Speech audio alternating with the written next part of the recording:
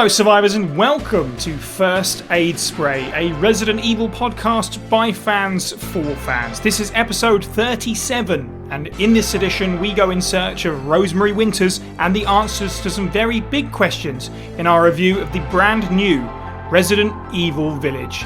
Looking after all of you like a mother, my name is Cy and joining me this week are three of First Aid Spray's lords. He feeds off the audience, not your reaction. He makes Ribena out of your blood. It's Boy Wonder Adam. Hello. Building an army of gear-clad soldiers of his own so he can take a little time off from work, it's Fire Button Steve Valance. Hello. And like a gigantic fish out of water, it's a very, very moist owlet, aka James. Hello.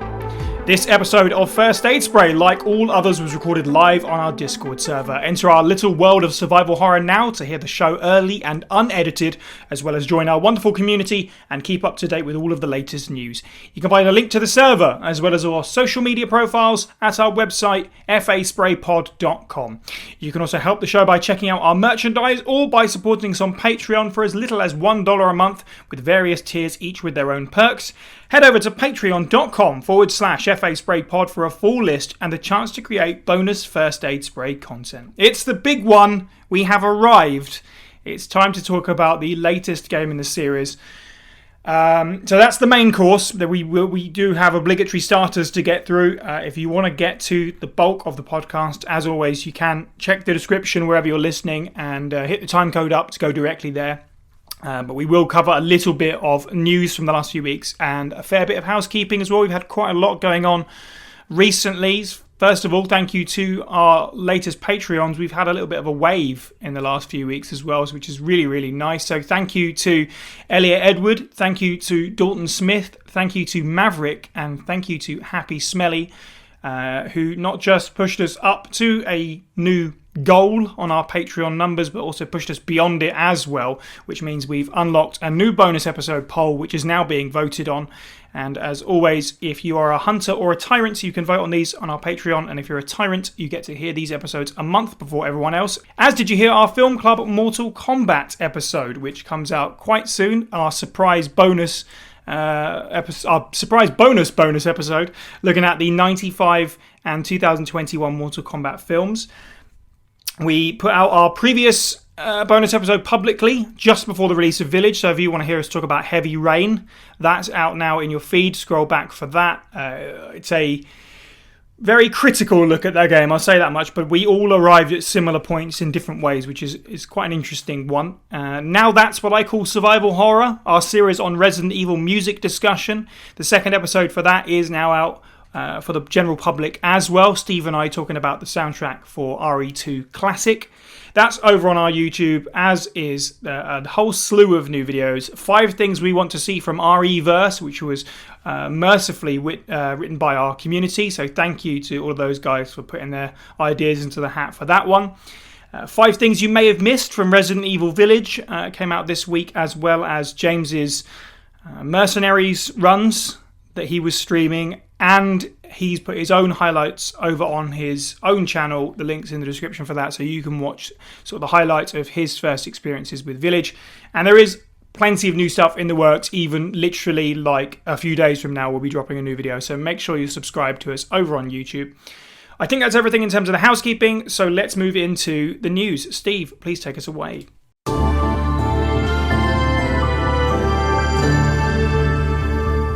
So, first news then.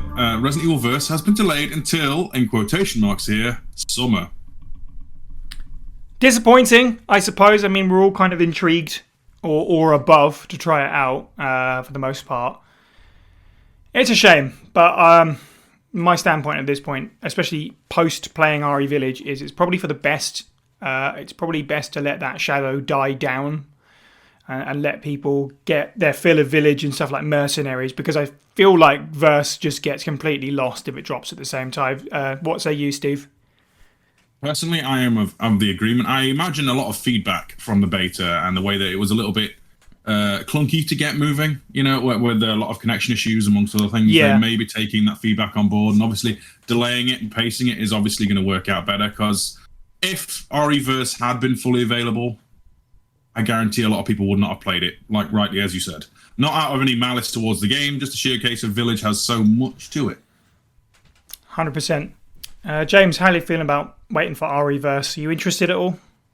Yeah, I am interested. I did give it a little bit of a go during the demo that was brought out. It was clear there were some snags in the game, and that would have been spotted during the beta test. But that's what beta tests are for, folks. So Absolutely. Yeah, the community you shouldn't get too bent out of shape about this. If you want a good fun game, you want a good fun game, not a kind of good fun game, Yeah, I will wait. I will wait, and I won't get too upset about it. But yeah, I always get worried when games get like put back a little bit. But at the same time, like it also proves a little bit of like passion. Not a little bit. It proves a bit of passion by the games company because they want to put it out there the best it can be.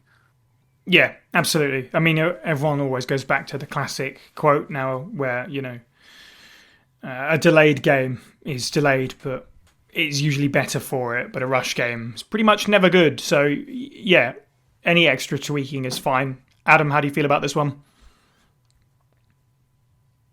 It's kind of off my radar still. Yeah. It's not... I'm more of a story-driven player, as it were. So I'll definitely give it a shot, seeing as I have it downloaded, as it were. It's already on the system. But I'm not bothered. It could come next year. It could come in 2 years. It wouldn't change my feelings on it. When it drops, I'll give it a go.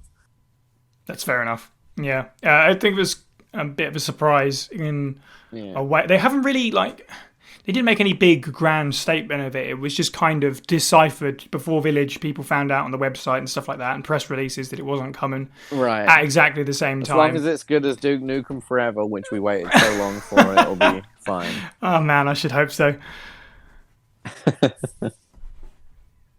So the other bit of news, and it's testament to what we're going to talk about today, is that Village, as of recording, has surpassed 3 million sales. So those figures are true as of, I think, Monday, maybe Tuesday latest, actually. So we're beyond the week mark, but I don't think there's been any further update. That's a good number. I mean, I think that's around similar to RE7, I think. Got a similar number on its first weekend, and RE2 was a little bit under that, if I remember rightly. It's a good, strong number to start with. And I think, when we get this updated sale figures, I think it's going to tear away from the pack in terms of first week sales. Yeah. Just judging by some of the other numbers we saw that weekend and the beginning of this week, where it's broken series records for concurrent players on Steam. It absolutely destroyed concurrent Twitch streams for the series as well. Like far and away, it was like over 110,000 or something crazy in the first weekend at once. It was mental. Wow. Yeah, I think this is going to be... It's almost unanimous praise as well across the board. Yeah, the review scores were good as well. That's going to help. It's going to... Yep.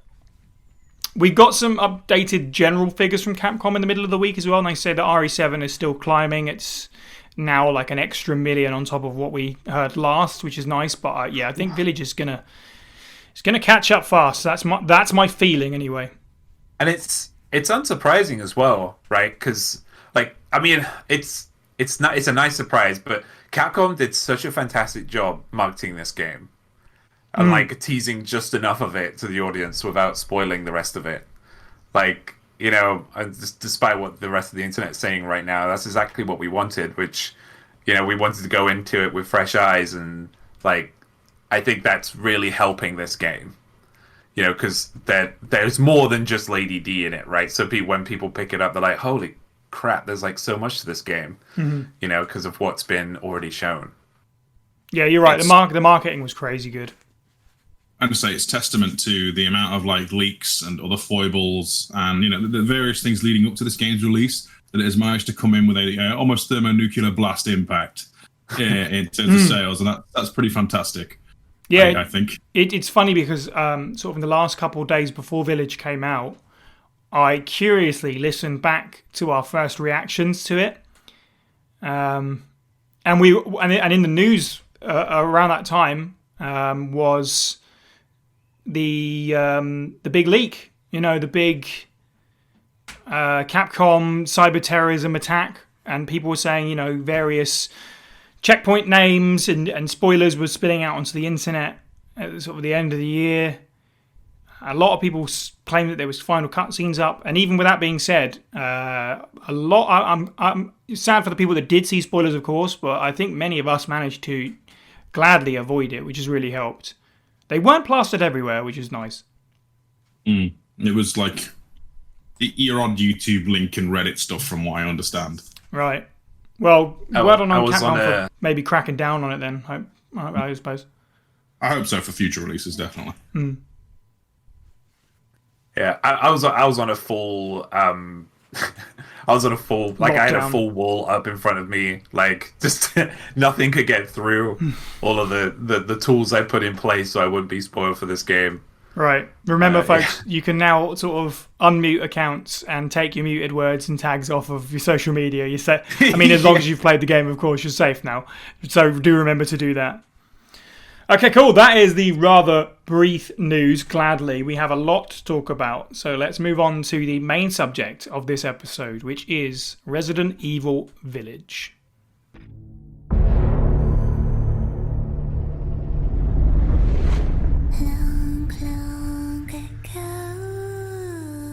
Oh no, they're coming. Who is? What the hell was that? Stop shouting. You'll draw the monsters. Tell me, what is going on around here? It doesn't make any sense. Mother Miranda has always protected us. You escaped my little brother's idiot games, did you? Let's see how special you are. Is this all that's left? From your entire village? All that's left? There is no one left!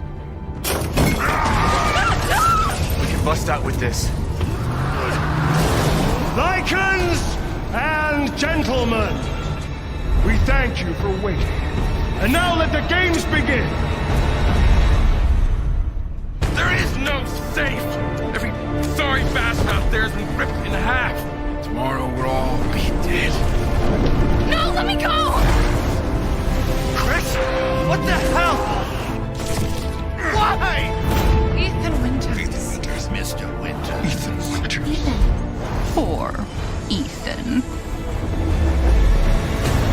Ethan Winters, welcome.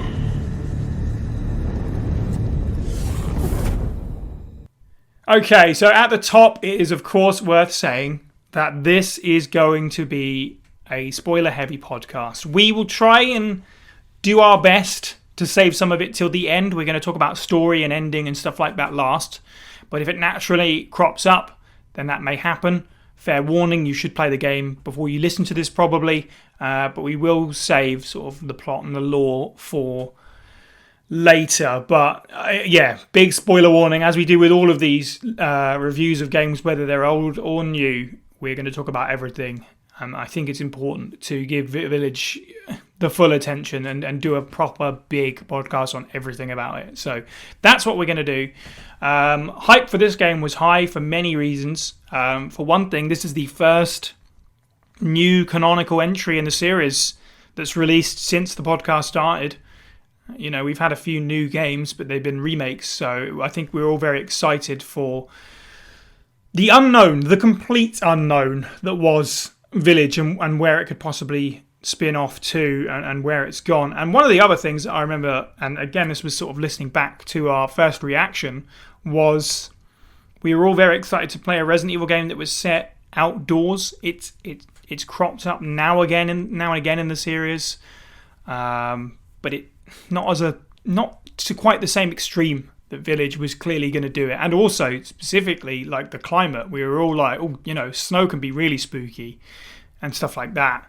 So I think the best place to start more than anything is the setting, specifically the Village, before we go anywhere else, which is obviously the location you start the game in once things really get rolling. It's a location that you come back to. They kind of marketed it in a couple of places as a village being a character. It was going to be important. It was clearly kind of the hub of everything. Adam, how did you feel about the village when you reached it for the first time?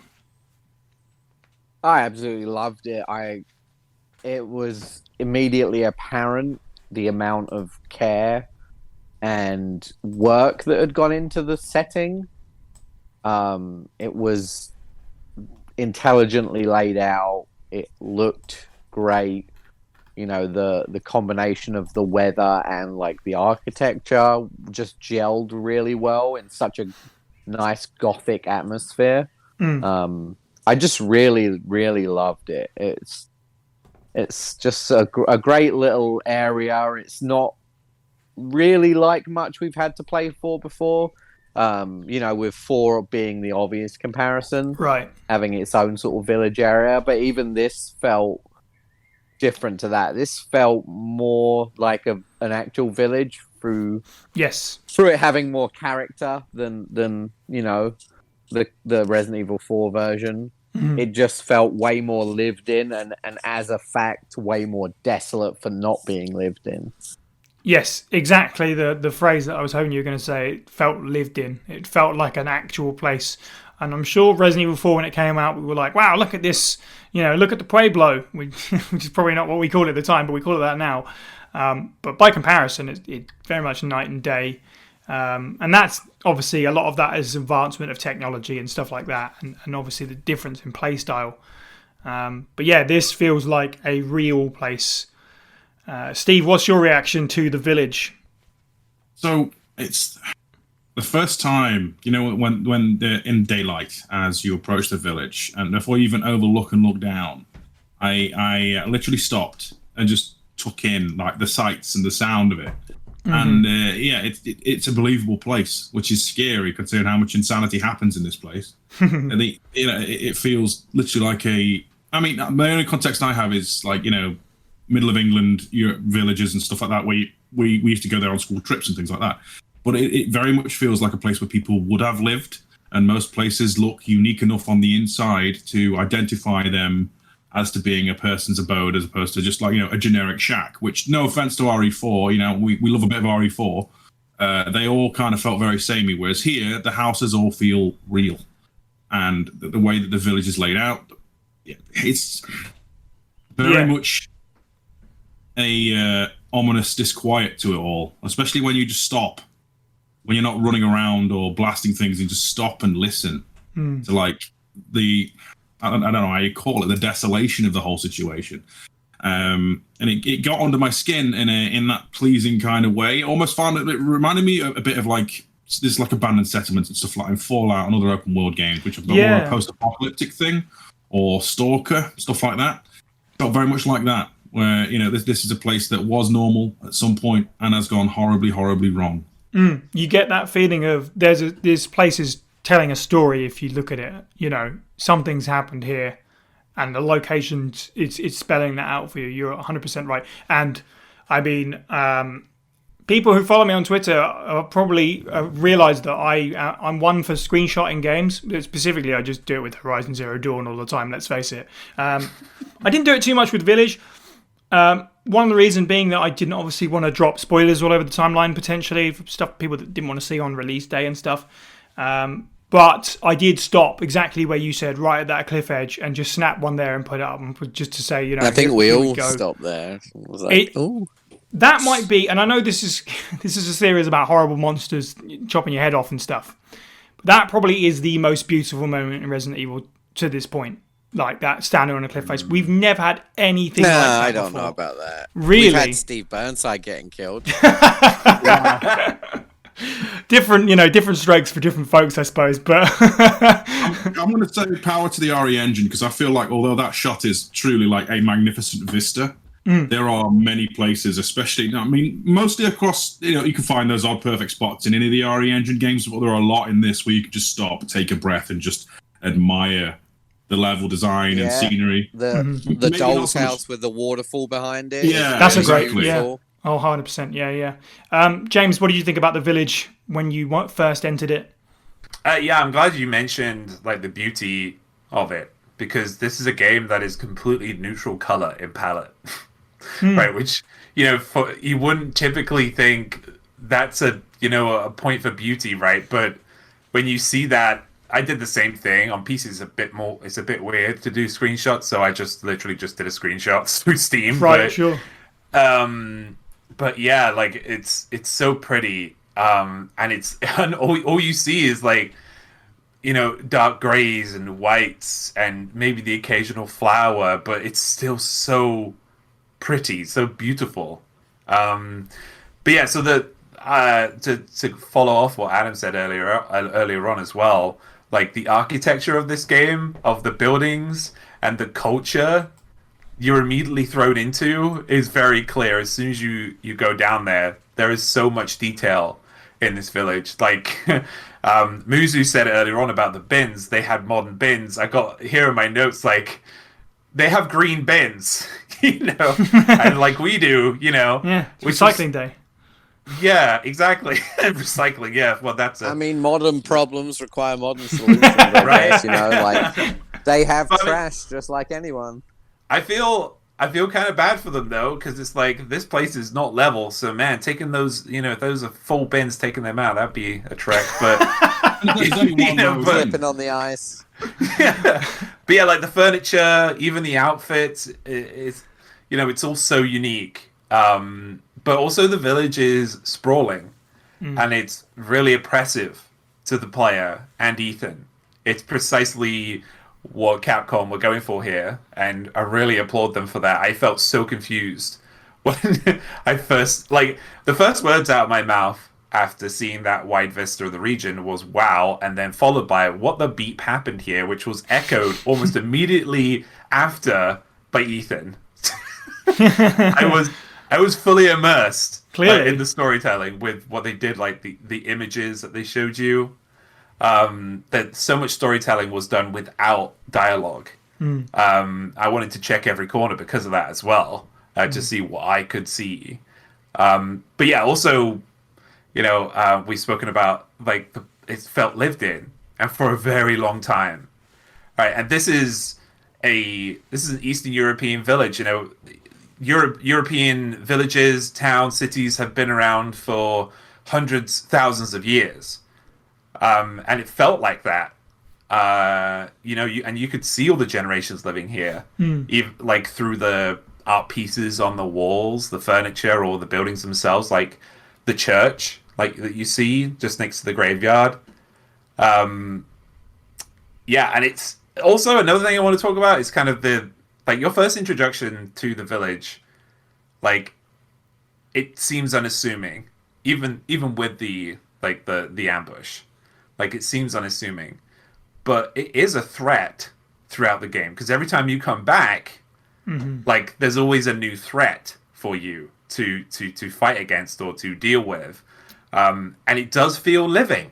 It feels like it is a character of the game, like Capcom said during those first few teasers. Right. And, like, I adore that, because I thought that was just them buzzwording, right?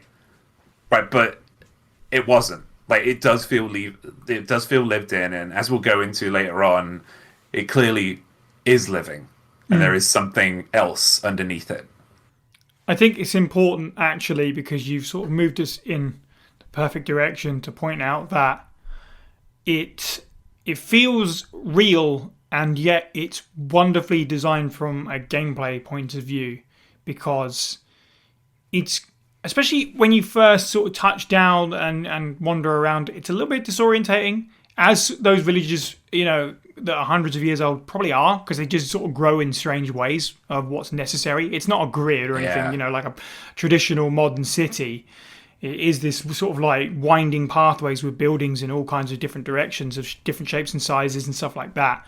And it works so well for the gameplay of it, because it's easy to sort of get stuck somewhere or surrounded somewhere or turn a corner and get jumped out at, that kind of thing. There's this particular moment that leaped to mind after you move the sort of shelving unit. It's in a barn out of the way, and there's a hole, and there's a lichen just right round the corner, and he got me on both the first and second playthroughs. Is that the guy to the right? Right, yeah, the just outhouse. just in front of the outhouse. That guy. It's a pure example of somehow they like brought in the traditional tight corridors of Resident Evil into the sort of outside world and made it make sense. It totally works. Whereas, as we were saying with Resident Evil 4 and its village, it's a wide open space which suits the gameplay there. Obviously, being very different. And again, they've had to go back to the drawing board and thought about it, from this much more classic style, sort of horror directed Resident Evil, and obviously the perspective that you're looking at everything in. And as you said, oh, sorry, go ahead. Yeah, it's also like I wanted to give it a metaphor as well, just to kind of give folks kind of an idea of where, like, I think you have an idea, but kind of a short metaphor is like, it's like going to your granny's house. Right, that is like over 100 years old, right. Like, and she's like over 70 to 80 years old, but she knows precisely where everything is. But you walk into that house and it's complete chaos, right? But she knows where everything is, right? And it's like kind of after you've played it for the numerous amounts of times I have, right? You start to learn those little nuances, and everything does work, and it becomes even more intriguing because it's like. Wait, when I first started this game, I was completely confused about where to go, what to do. But now, like, it's just all seamless. It's fantastic. Yeah, just like any good game experience, like Super Metroid or anything like that. It's daunting, and then you kind of get okay with it, and then you kind of master it. And those are like, that's always what shows a great game design for me. It's like, once you become so used to it, it loses out in its fear factor, obviously, but it gains in enjoyment to traverse and for having combat there. Yes, for sure. And it's funny that you said Metroid as a particular example. I've seen a lot of people compare, as James was saying, sort of like the evolution of the village over the course of the game. I've seen people compare that to sort of Metroidvania, which, I guess I absolutely understand that comparison. But for me, that's always been part of Resident Evil, picking up a new key and going, okay, cool, now I can go here as well. Now this area unlocks. Yeah, and the village is like that. So, between every major other part of the game, you return to the village and there's somewhere new you can go. Whether that's the first time, just sort of like some gates have been pushed open in the meantime and you can go and meet that Lycan that I just mentioned in particular, or you can go around using various keys that you've picked up and sort of unlock more of the village as you go. Steve, how did you feel about sort of like that aspect of the game? It's very enjoyable, and there's something very satisfying about obviously seeing an area that you can't quite get into yet, coming back and then going aha. And then, building pathways, unlocking, more routes to get in and around the village. They like to throw items at you just as you're about to, shall we say, quote unquote, finish the section, just so you can then crack open a few more bits before moving into the next story bit of progression. For example, throwing a well wheel at you. It very much feels like it's not 1-to-1, but it's very similar to like Alucard getting a double jump or Samus getting a missile launcher or something to break open a door. From that perspective, optional stuff that is helpful to the player. Although I must admit, the amount of time I would spend just like, milling around, eyeing around ceilings, checking corners, just trying to find all the loot. This game is incredibly cruel to a person who favors clearing out maps and finding out loot. I think I literally said to you, didn't I, that my partner and I were saying, I bet Steve's having a whale of this, with the map that says still searching on all the buildings, because I know what you're like. So. Oh, yeah, no. You'd be a magpie. This is, I don't think I'm going to talk about this much, but there are some points of no return in this game that you don't see coming that kind of really mess with a completionist's mindset. Let's put it that way. Right. That's one of the things I have to bring up in my gripes for the game. I have a few, so. Specifically the village and the castle, location-wise, anyway. Okay, that's fair. I mean, that's totally fair. I struggled with a similar thing. But yeah, I'm sure that'll probably come up as well a little bit later. Okay, cool. Any more thoughts on the village before we move on to the other settings of the game? Does it feel like there's not enough houses? I know this sounds strange, but does it feel like there's not enough houses just for the sheer amount of things you encounter and people? Well, like, we hear that like part of the course, but we hear like this village has housed hundreds of people, and I feel like there's enough houses here to house hundreds of people. It does feel that way. I feel there's more houses as well that you just can't get to. Like I feel like I always feel like it's a section of the entire area as it was.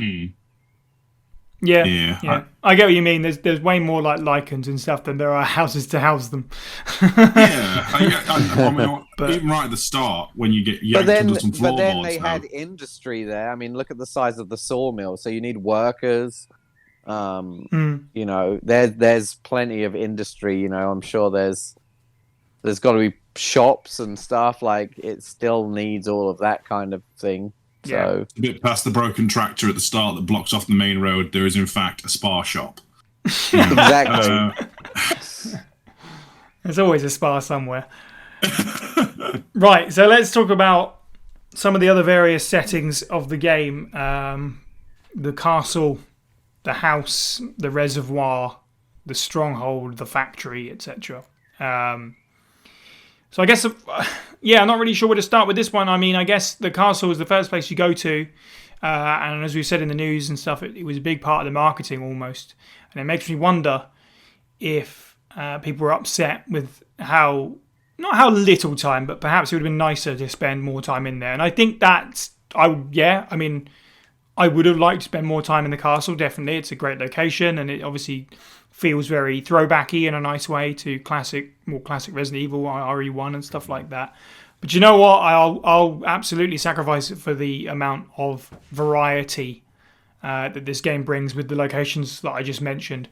It's a pacing thing, I guess, but I just really loved completing a section, coming back to the village, and then not knowing what was going to be next. It wasn't just, hey, it's another part of this or a second one of these. It was something totally different every time. James, what do you think of the variety of settings? What stood out to you the most? Do you want me to go into every area, or do you want me to talk about one? Sure, you can pop in and out. That's okay. So yeah, I'll go in order of like when you visit these locations, because I mean, one of my biggest gripes about the game is very similar to you guys. Is like once you kind of clear an area, you cannot go back there. Especially if you skip it. Like I just realized recently that if you go to Morose, for instance, before trying to get the slab for the Beneviento house, that door stays locked. You cannot go back to that and get that and complete that, even when you come back to the village. But I'll get into more of a story element of why that is important later on. But yeah, so the castle, stark contrast to the village for starters. It's clean. During my playthrough, the detail in this place is immense, and it's so wild and everything. I remember I just put out playthroughs for this game, and I think the first 7 episodes are just me exploring the castle and enjoying everything, and looking at everything in this castle, other than dungeons, of course, full of quote not wine, And but like the village as well, it's deliberately set to confuse you. So that's typical Resident Evil fare by now, to be fair. But I was surprised by how fast we got into the castle. But at the same time, it made sense. There's a lot to fit into this game. It's chocked full of lore, so they needed to. I mean, even speedrunning, it takes me 30 minutes to get to the end of the castle, right? And that's a big chunk. Of the game still. I think I spent a couple hours in there on my first run. But like the village, it feels lived in. And which you're going to hear from me a lot, I think from everybody else as well. But these locations all feel so full of stuff and things you can look at. I felt like the inhabitants, Lady Domitress, the daughters, they all had their place. They were a constant threat as well in such a large building. But at the same time, if you read the notes, there's locations within the castle where they just cannot touch you, due to their malady, right? So it's what they deal with. So it's kind of interesting. I get people's criticism of kind of the castle and Lady D, which we'll go over later on, and the daughters and stuff. But my first playthrough, I was terrified. Excellent. I mean, as you should be. Yeah, I was terrified of them. But yeah, I mean, that's all I got to say on the castle. I got more to say on everything else. But yeah, if you can pass it on to other folks because let's do it that way. Let's go by location by location. So, Steve, what are your thoughts on the castle? Contrast to many people, I actually genuinely enjoyed it. It felt like a pocket mansion, which is pretty much how it comes across. I mean, even the lead up to it, after you've gone through Heisenberg's, I'm going to do Lucas Bake Up one better death trap sequence. The vineyard outside. It was on this most recent playthrough was the first time I realized the scarecrows in the vineyard as you enter the house proper are people. They're just poor buggers put up on sticks. It's like there's lots of grim scenery and architecture throughout the building, and it's fantastic in that regard. We've already seen the torture basement in Maiden, but being able to go around there and kind of grasp as to what's going on, the hooded robes, like the occupants of Old Yarnum, as I called in previous podcasts, are they're just basically lady victims who had their blood drained, and they now wander the halls. One of them, you even find out much about the notes and then get a treasure from, which I thought was a nice little bit of story. I think it's Ingrid, right?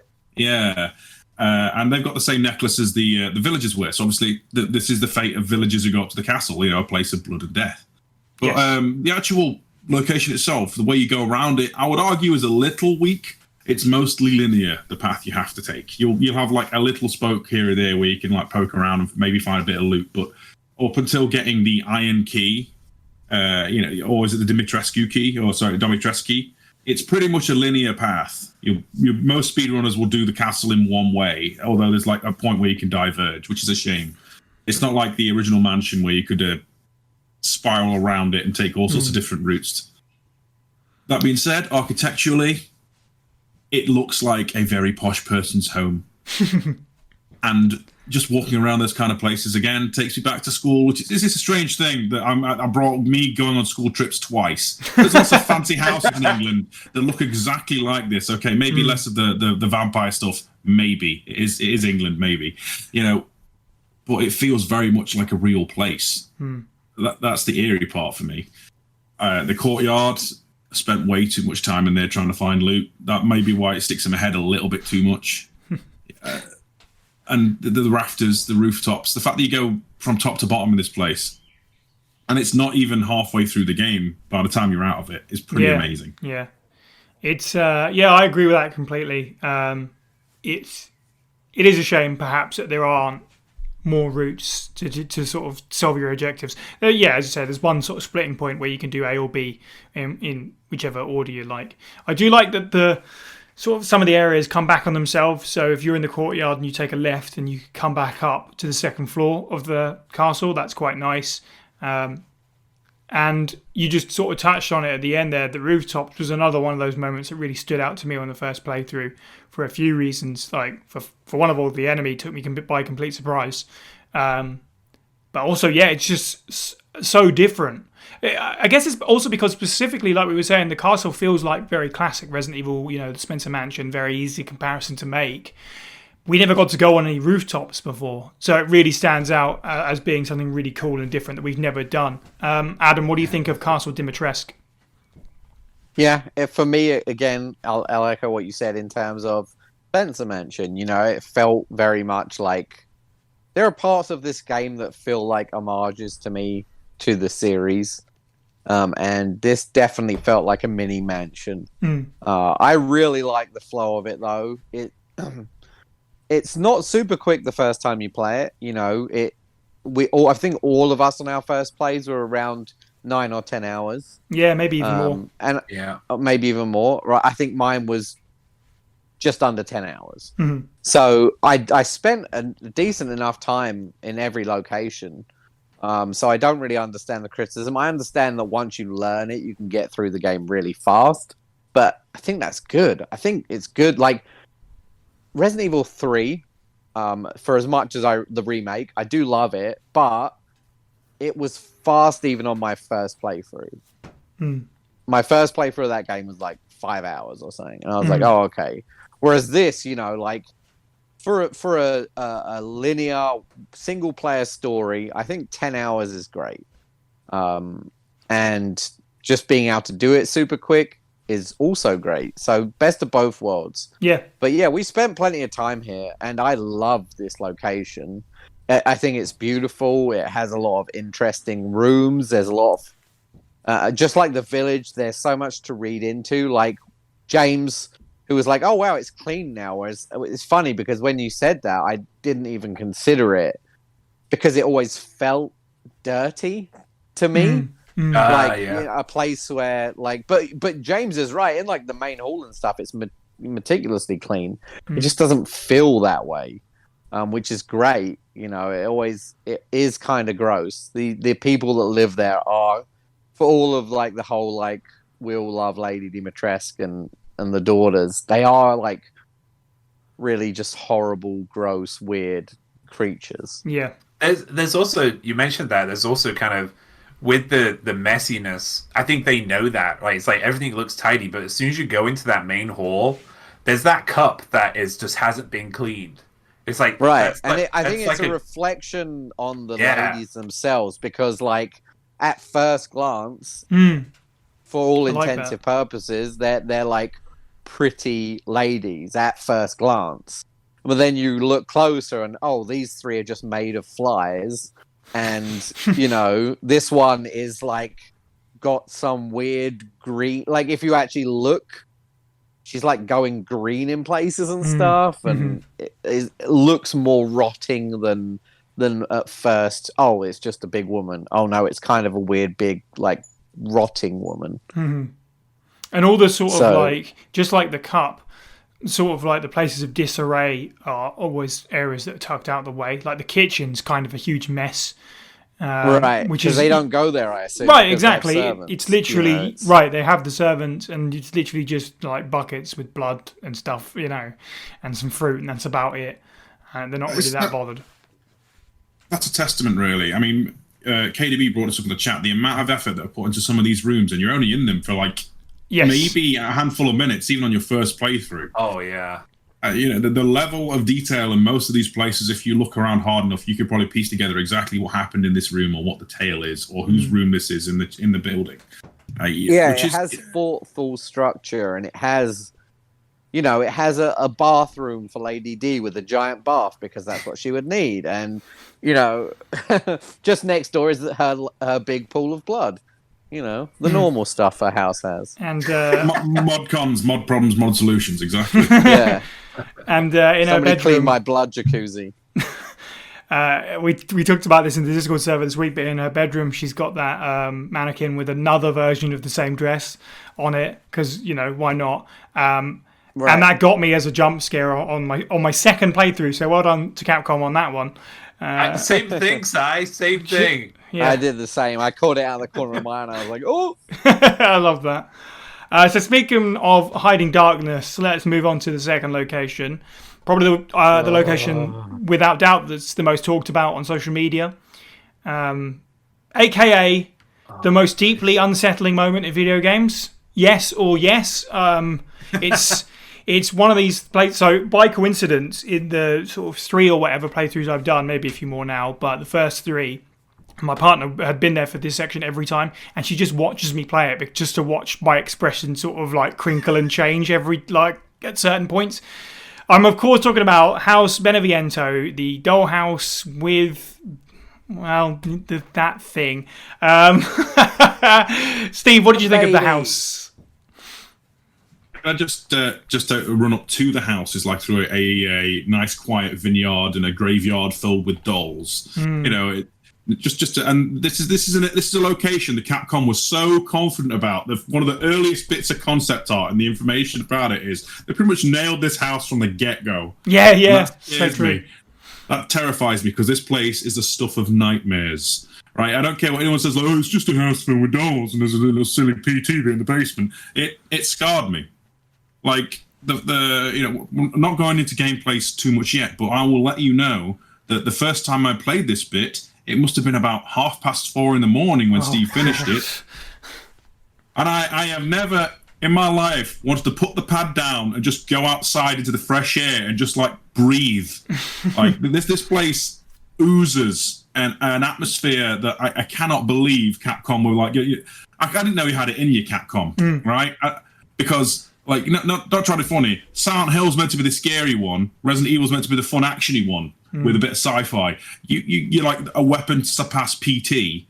Oh my goodness, this is like the best indie horror experience, but made by a AAA kind of thing. It's got that exact feel to it, that kind of texture, the atmosphere, the location itself crawls under you. And even now, on Steve's X number of playthroughs, he gets through this house as quickly as he possibly can because it's that level of unnerving. Yeah. Oh, I agree completely. It's like the environment is strangely somewhere between, it's very clean, yet there's stuff everywhere strewn over the place in the initial version. And as it slowly becomes more and more twisted as things go on, and especially in the final moments in the basement, my God, I'm gonna pass the mic on because I feel like Beneviento will live with me now for decades. Would you know what? I think it's going to have a big impact on the series because chips down. I agree. This is my play. This is the part of the game that I like to replay the least. Because it's in a good way, though, right? Yeah. Oh, because it's so good. It's so good at what it does. So I hate it. It's awful. It's brilliant and awful. And you're not alone. There were so many people that had the same effect where they was like, right, I'm going to put the controller down and go hug my children now.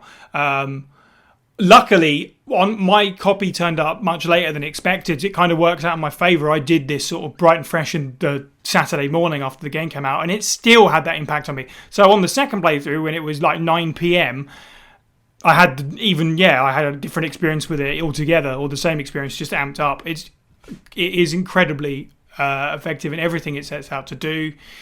Not just design-wise, sort of visually, but the way it takes everything from you, as you say, kind of like an indie game does. It's kind of like a puzzle box almost. This is. Sorry, Lisa Trevor. I think you've been usurped as the scariest thing in Resident Evil. James, your thoughts on House Beneviento? Also, to build up from that, the saddest, but we'll talk about that later on. Man, I was going to put Beneviento and Morose into one kind of diet, but yeah, oh man, I want to talk again about kind of the location leading up to this place. Because I remember I did the same thing Steve did, though I admittedly did wake up at like 4 a.m. because I did like a 21-hour stream, ridiculous. But like, I played this at 4 a.m, it was dark, and when I was walking up that path, I was like, oh, this is nice. This is nice and quaint. I was like, oh, there's just a few graveyards. Oh, hanging dolls. All right. I did, I was like, this is nice. And then I got to wow, this is a really nice house. Unassuming, no pointers into what you're getting into. Really, even with the hanging dolls, it's like, okay, you're just going to spook me. All right, you can't get me. But I was curious. I went, what's happening here? But yeah, nothing really points. I think, in the location, nothing really points towards the horrors that are inside that house. Pure horror. I did manage to, and I want to talk about the length a little bit as well. I did manage to one-shot this house. I didn't die at all. Yeah. Right, but I was. Because I was hyper aware and so scared. I was so terrified. I think several times during my playthrough, which will be going up next week, I think. I'm going, no, this can't be true. What the hell is happening? This must be some kind of dream. I must be hallucinating. And I mean, we'll again talk about that more later, I feel, but yeah. This place gave me the willies completely. And to talk about the time, this place is perfectly timed. This place, because if it was any longer, right, it would have been too much. Yeah, I agree. I think. And if it was any shorter, it wouldn't have been scary. Right? It's perfect in its length, I feel.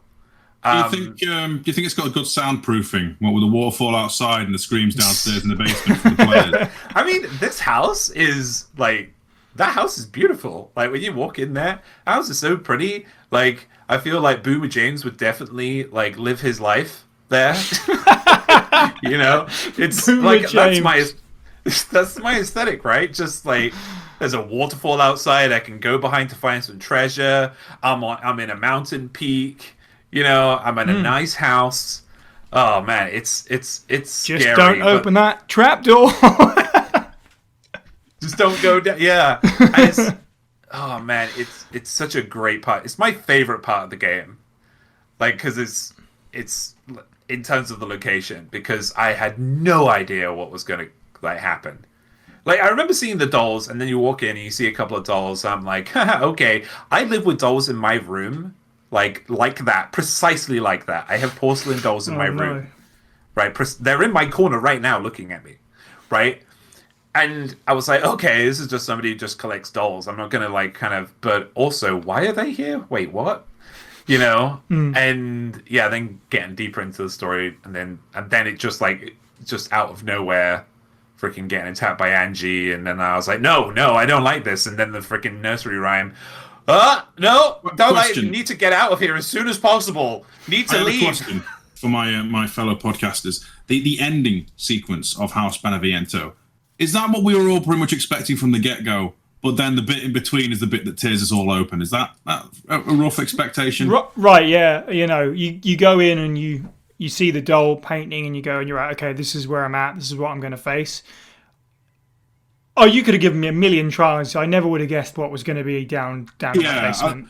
Oh, it's like an escape room. This is going to be fun. Yes. It made me think of that exact thing from RE7. You know, the puzzle bit with the robot and all of that, and I was like, oh cool, it's Village's version of that. And then suddenly all the lights go off and there's this like umbilical trail, and again, because the use of darkness and it just comes out the dark at you, and I guarantee every single person who played this had exactly the same reaction, which was to literally 180-degree turn immediately and scream, what the hell is that? Adam, what was your reaction to House Beneviento? It was horrible. I hated it. And why is Ethan so messed up? Like, that's all Ethan. So, like, what's going on in Ethan's head? This is true, actually, yeah. None of the stuff that you fight is actually there. So, with exception to the Angie. So, it's just like the baby's all from Ethan's head. So, like, why are you doing that to yourself, Ethan?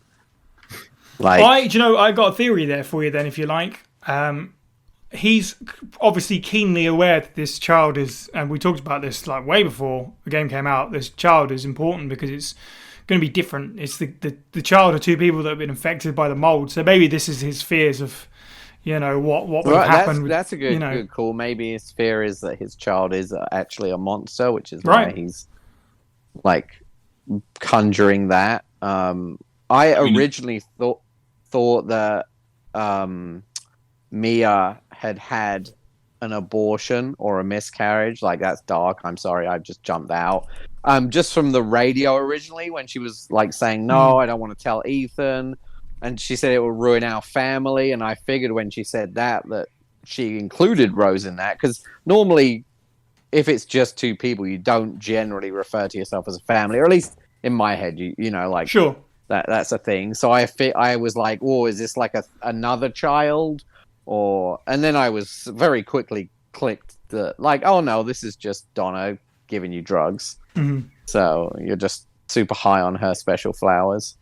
What was the deal with Donna? Was she using her mind abilities to make herself invisible, like, to you? Was she actually that's my able thought. to be invisible? Right. Yeah, I feel like she was messing with Ethan's perception of what she's carrying Angie around the whole time. Yeah. Angie's not flying, you know. So, like, yeah, that's what I kind of came to as well, which was cool, which was super cool, you know. I love the area. I love the house. The basement is just pure nightmare fuel and beautiful, and not something I ever expected from the game. As Steve was saying earlier, you know, we don't expect our Resident Evils to be particularly well versed in the actual horror aspect of something. So from a psychological perspective, yeah, at least. Right. Like terror and tension, not nightmare fuel. Right. Exactly. And outside of that, it's such a bold thing for. I mean, if we look canonically through all of the Resident Evils and all of the outlandish, everyone turns to some sort of outlandish creature, and this game is no different. You know, all of the bosses turn into something somewhat ridiculous. And this is not a ridiculous enemy. Like, it would have been very easy for them to go down the same route they've gone down throughout every Resident Evil game and have, like, somewhat of a cartoonish parody is maybe not the right words, but you know what I'm saying? Like, over the top. Whereas this wasn't over the top. This is the first time they've, in my opinion, they've actually done, like, body horror. And done it really well. And now, reading the file Gardener's Diary from Resident Evil Village, Ms. Eileen Valentine. You can follow on Twitter at Ms. Valentine to you. November 10th. Mistress Donna is now Mother Miranda's adopted daughter. In all of my years, I've never been this overjoyed. Ever since childhood, she has always feared others, due to the scar across her face. After her parents' death, she locked herself away and would only talk to Angie, the doll her father made her. I am forever thankful to Mother Miranda's infinite compassion. November 27th. Mistress Donna seems happy. It might be my imagination, but I feel like her doll Angie is even more lively than before. She came to me in the garden today and used Angie to talk with me. We had a mighty fine conversation. Something about receiving a gift of power from Mother. November 29th. Mr. Donna gave me yellow flowers and told me to plant them in the garden. I planted them in front of Miss Claudia's grave. I don't know if it was the scent of the flowers, but I felt lightheaded. Then, like a dream, I saw my departed wife. I mentioned this to Donna, and she seemed thrilled by it. She told me to go to the house tomorrow and see her. She said I could see my family once more. I'm not sure what she meant by that, but she's so kind. Well, let's move on to the third location then, which I think we're probably all going to come to a similar conclusion here, and that is simply that it's very difficult to follow something like that. But nonetheless, I did enjoy Moreau's Reservoir for what it is. And by this point, I was really appreciating sort of the fact that each location definitely had something different to it. We had our all-out assault in the village at the very beginning, and the castle had some combat focus, and it also had the stalker enemies that you'd come to expect from the last few video games in the series. That was sort of the domain of the stalkers. And then we had a sort of puzzle room, as we just said. And this one is a similar, it's another kind of more like a puzzly. It's puzzle's a strong term, but it's more about movement, and then it's got a cool boss fight at the end. It's one of those ones that, you know, on the first playthrough I was like, well, it's a little bit weak, and I still think it probably is the weakest of the bunch. But on subsequent playthroughs, it's definitely upped a little bit for me. Now I can see them all sort of in their own light now that I've finished the game. Adam, what's your thought on the Reservoir? I like the Reservoir a lot, actually. And I can understand what you're saying. It's pretty linear and it's pretty sparse in terms of interaction, but it looks beautiful. It's a very interesting location. I was a bit confused at first with like the giant fish, because I figured, can Moreau like fish and unfish at will? I don't think he can. I think that's it for him. Right. Yeah, well, because he's a fish before you see the big fish before he turns to the big fish. I think he can toggle it, but he toggled it so much in such a short space of time that he kind of broke the lever. Maybe, yeah, because you see it and then you see him, but then when you see him turn into it, actually, he's like, I can't hold it back anymore. Kind of thing. I think he's lost control by that point. And he tells you he's the best, which was my favourite line delivery of the game. It's right up there. And it's excellent. But yeah, it was actually like, I think you needed that area after the dollhouse. Yeah, actually. It was like, okay, you've just gone through something traumatic. Go for a walk, like in game. It's like go for a scenic walk up these nice little bluffs, and then around this like couple of windmills, and then you can have like a pretty cool little boss fight at the end of it. Yeah, no, that's fair. I agree with that. And one other thing I really liked about this area, when I wandered in, I was like, oh, good, a mine. That's what I want. I love mines. I'm so open to more mine levels in video games. I haven't seen that plenty of times before, and in the series. But it's so short. I was so happy to get out of it and be like, cool, get on a boat. Let's go do something else. I actually kind of like the mine part in this because it's literally the smallest, tiniest area. So I appreciate they didn't fall down. Yeah, it's like 3 rooms or something. Yeah, exactly. I was like, okay, we've done that plenty. So I like that this is something totally new for the series. Steve, what's your thoughts on the reservoir? I actually feel like this has a lot of untapped potential. And for what it is, it's a fantastic little linear gauntlet. I think we're all like maybe, somehow Moreau is somewhat of a sleeper hit despite coming across as a bit of a tool. The almost over-the-top action heroic nonsense that happens between one man, a giant fish, and some windmills is actually kind of cathartic. And it's, again, got the same kind of... It feels very much more of an extension of the village than a fancy house in the distance or a castle. This just feels like, part of the village, just a little bit away. That might be your answer. This is where SPAR was. There's a ton of houses that are underwater. Yeah.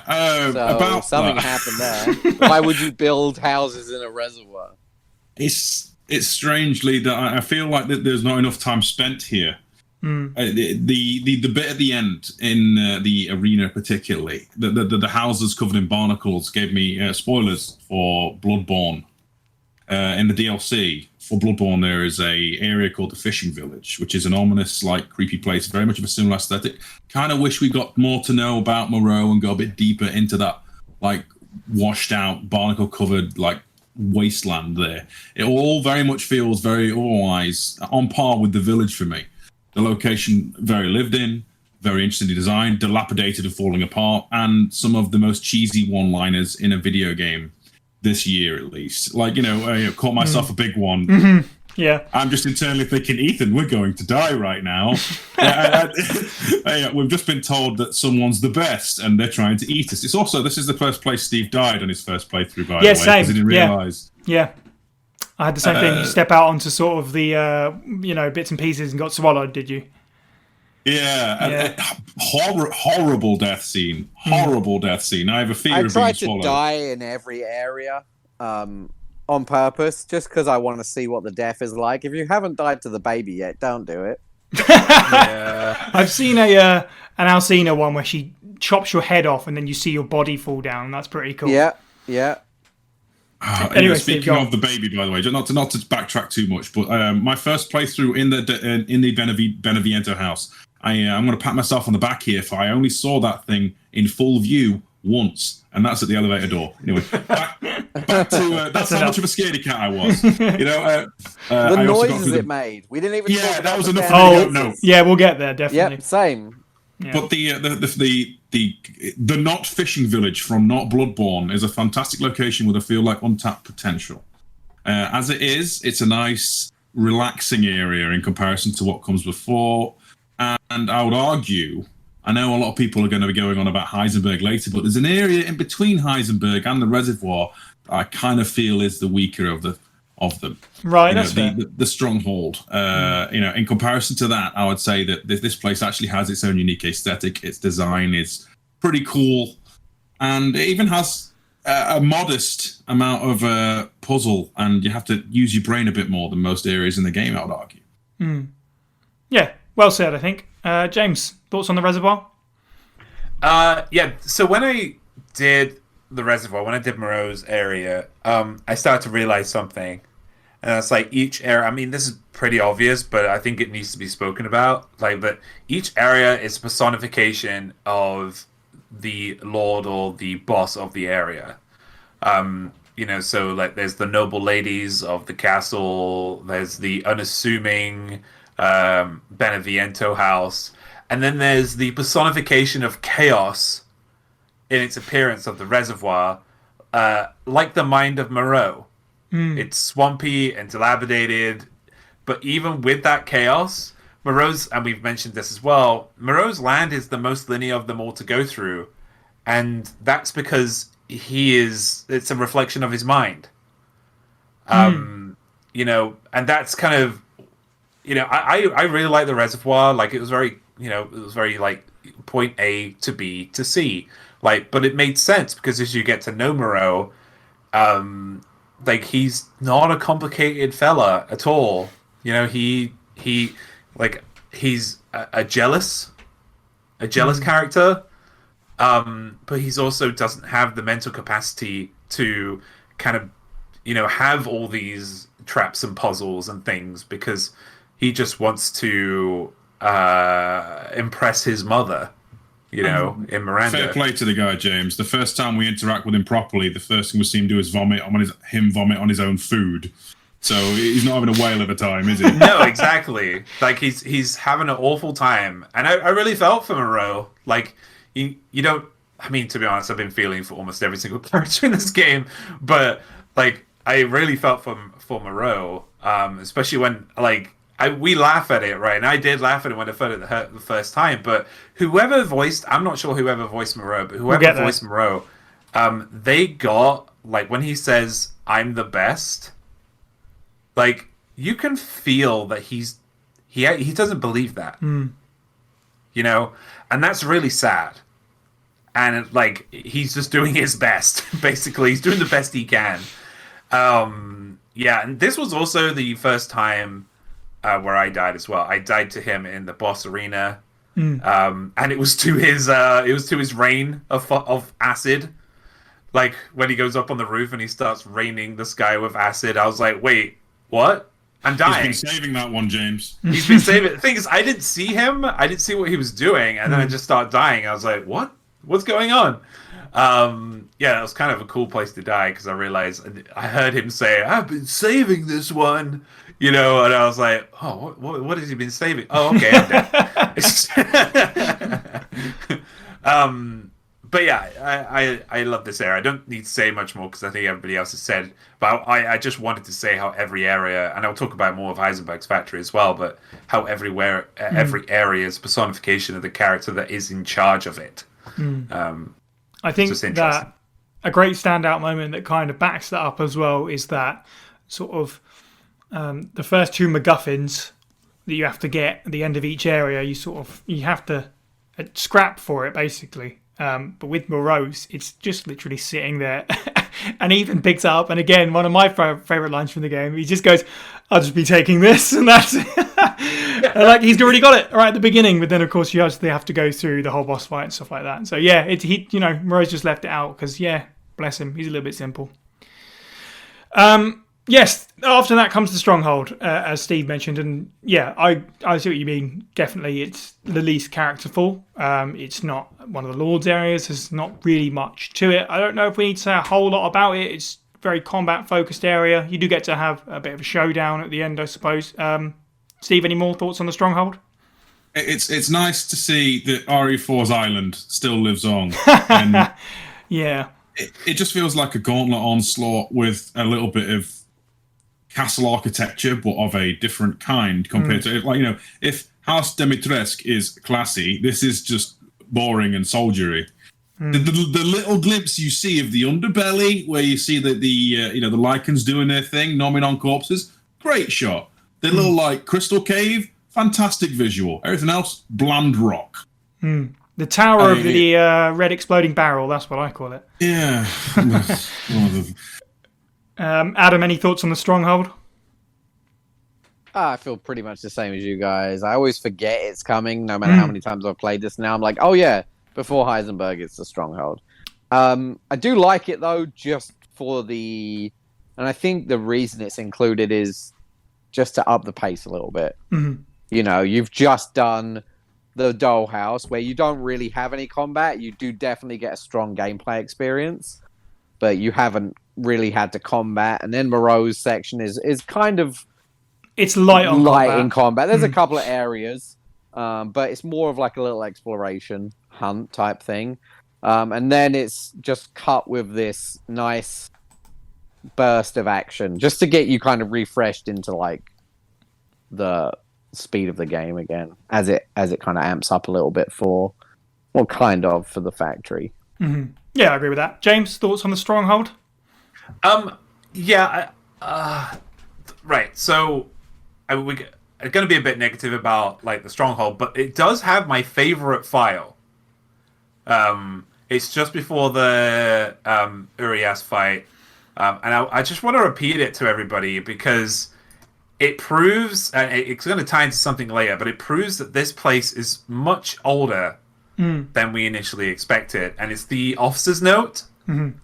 And it seems to be written in like kind of a more old English, kind of maybe early 19th century, late 17th. But it says, "The king's orders finally arrived. Withdraw. It's the most vexing that we must abandon the border stronghold to those heretics.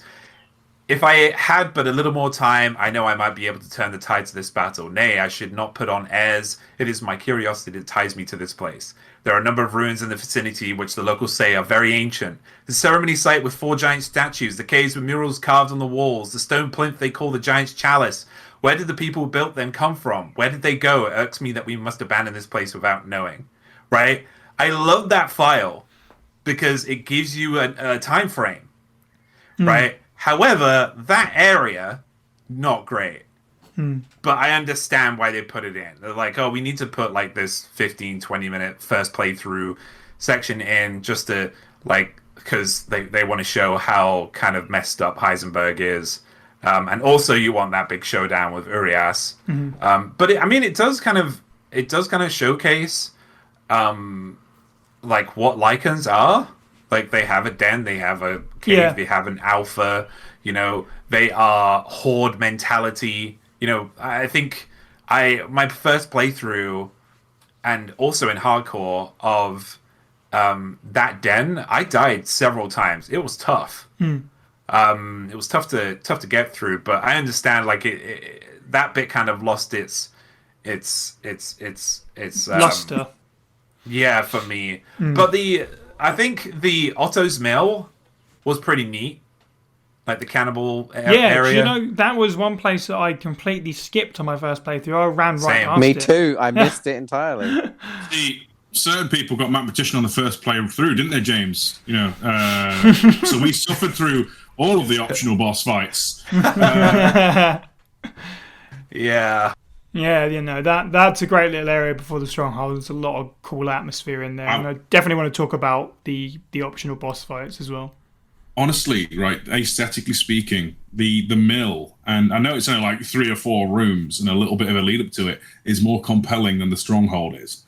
Yeah, it's just it's a shame that, I feel like this is a criticism of the game for me, in that if you were to chop the Stronghold bit entirely out, and if you were to go straight to Heisenberg and he just gives you the flask, this game would probably have lost a lot of the comparisons to RE4, because a lot of the action in this game, besides a certain set piece later on, takes place here. It's like the biggest fight in the game otherwise. It's funny that you say that, Steve, because in the concept art, the mill was originally the lair of the Lycans. Would have worked way better for me. Right. They could have expanded that out a little bit and not had the Stronghold wouldn't be as necessary. Well, let's move on then to the final location, the factory, Heisenberg's lair. I've seen this one. I think is the one I've seen the most complaints about. That it's a little bit long or a little bit generic, but personally, I really enjoyed it, and I think perhaps one major reason why is a little bit of boredom after Nest and Nest 2. All these nice clean labs. It was nice to have something RE3 like, the factory. It's shaken it up after the last 2 releases. And personally speaking, as a Star Trek fan, it is great to play a game inside of a disused steampunk Borg cube. But this was an area also I struggled with. It's an ammo eater, I think, especially in your first run. There were parts where I didn't spend enough time completely exploring it until subsequent playthroughs, just because I was worried about running into things. In fact, I think this is like the last enemy you come across, I just pegged it every time. I was like, I'm not even going to try and mess around with this thing because I'm so close to running out of everything. So that helped. Obviously my gameplay situation helped the atmosphere for me, but I know that's not necessarily the same with everyone. Adam, what did you think of the factory? This was the weakest part of the game for me. Okay. Just because it was so in love with the tone of the rest of the game, the gothic kind of tone, and it doesn't carry across into the factory, in my opinion. It's I don't know. There's just something about it where I'm just like, oh, now I'm fighting like dudes with drills. Like, it takes a lot. Which isn't a problem. Like, they're an enjoyable enemy to face. But like, I've gone from like a weird like ancient village, and now there's like a jetpack dude whose head looks like a bomber. Like, it's just a big disconnect for me, this area, and I don't like it as much. And I feel like the Heisenberg story doesn't gel with the rest of the story. Like, he's like the one lord that's kind of just like, well, I don't want to listen to Mother Miranda and do what she says, but like, with Mother Miranda's abilities, he never would have got that far into his like making hundreds of like, where is he getting all those bodies from?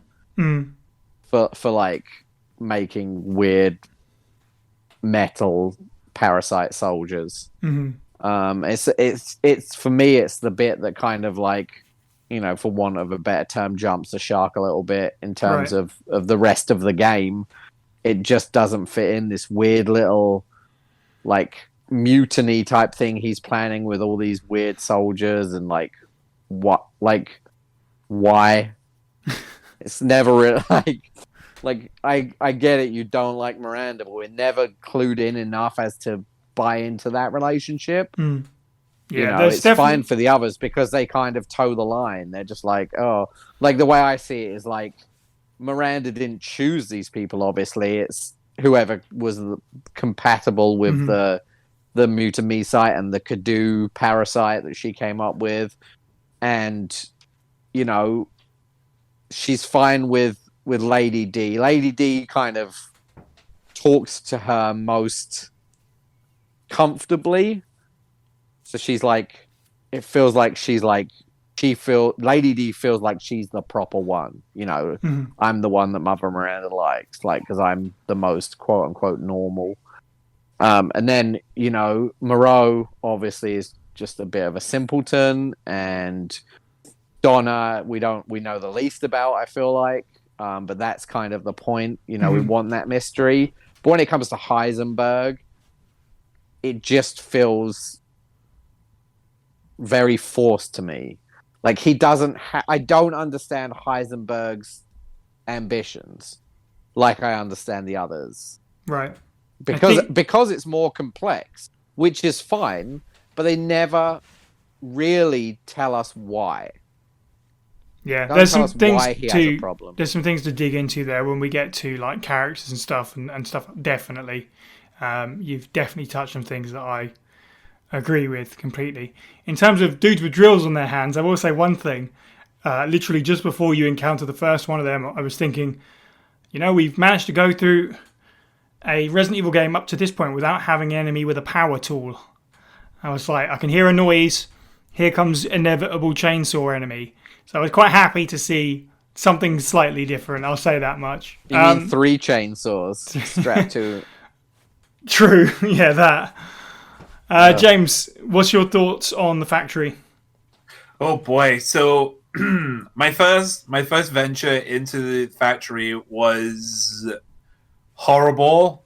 Again, it's meant to be a level where it's meant to be a place where you are meant to be confused.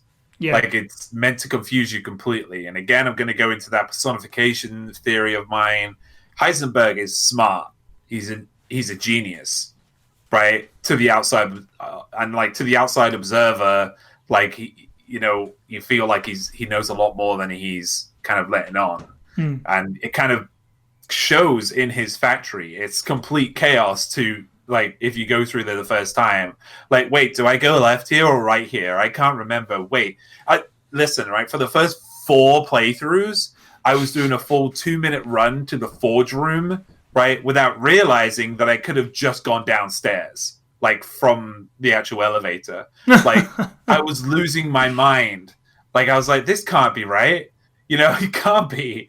And yeah, so like my mind, I think we all know here, my mind in terms of game geography is not fantastic. I can't, without kind of continually doing it over and over again, I don't have a great mind for it. I just can't keep up, right? And this factory was horrible for me. I just couldn't get everything. And like the map was good though, so like the map helped me with that. I don't normally say maps are good, so that's kind of a like that's one up for this game. But I mean there are many one ups. But I did like it. Like when I got to the end, the Heisenberg fight is one of my favorite fights in the game. And like I got it.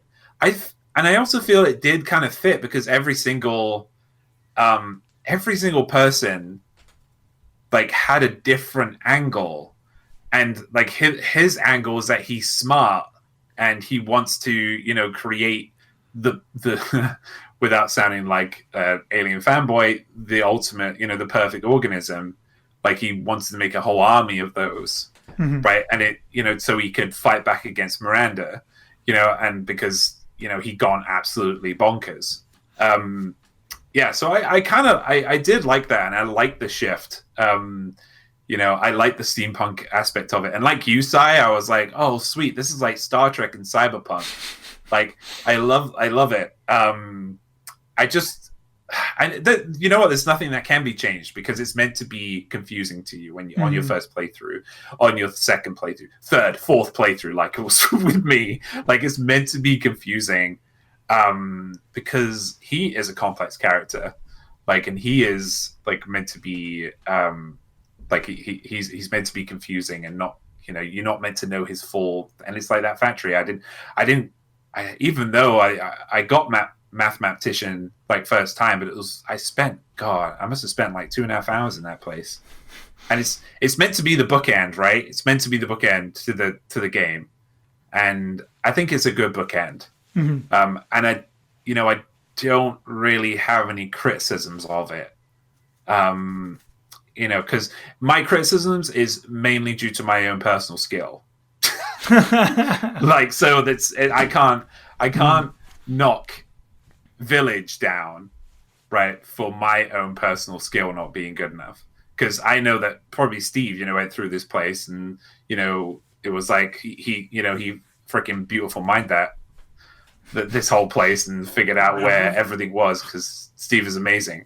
Right, but with me, like I wouldn't be able to do that.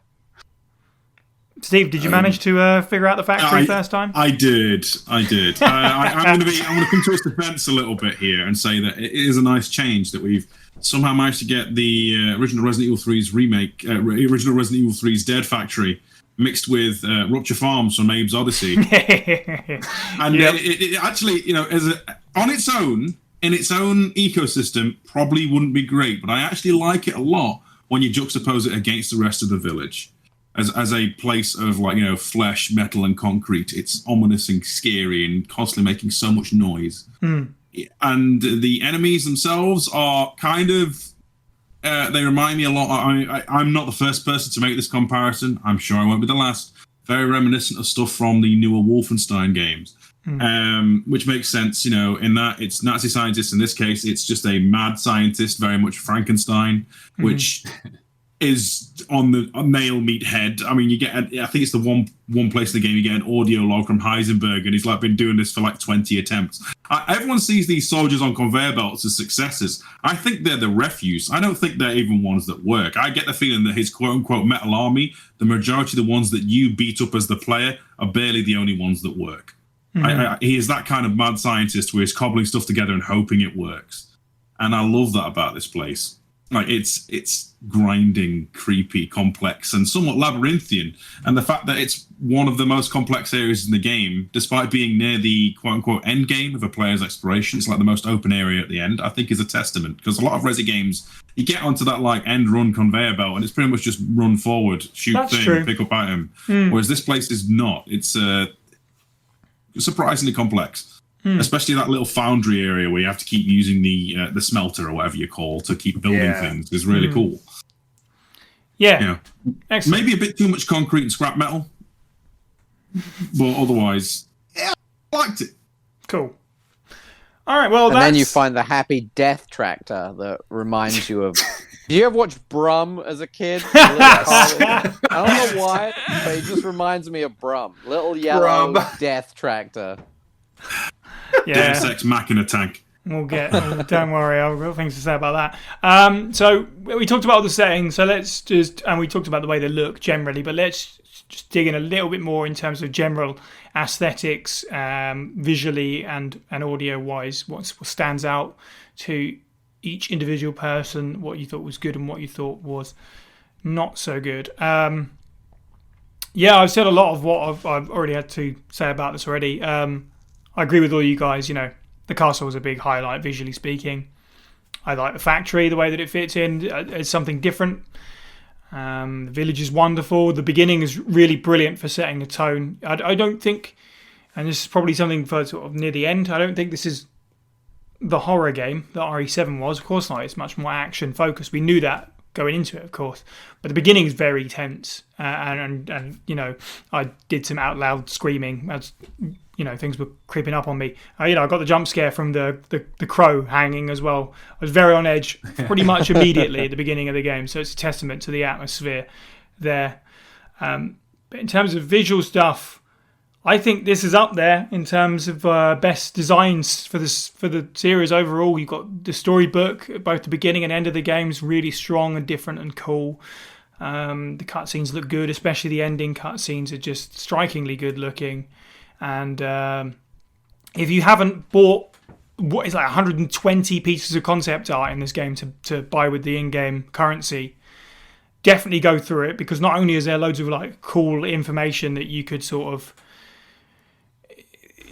debatably say some of it is grey canon, if you like, at a stretch, perhaps, if you want to be controversial. So like there's stuff where it's like, early on we were thinking about doing this, it's just not in the game. So Brum, as Adam put it in the concept art, they say at one point we were going to make this Heisenberg's dad. There's no reason to say that he isn't though, so you could definitely put that in there if you like. But more than anything, that some of that concept art just blows me away. Like I don't tend to frame a lot of stuff like that, but I would have some prints of some of that concept art and hang of some of like the locations and enemy design, and just some of it's so damn good, and it has such a great clear vision, which is reflected in the final product, of course. But I really recommend looking through that concept art because it's some really gorgeous stuff.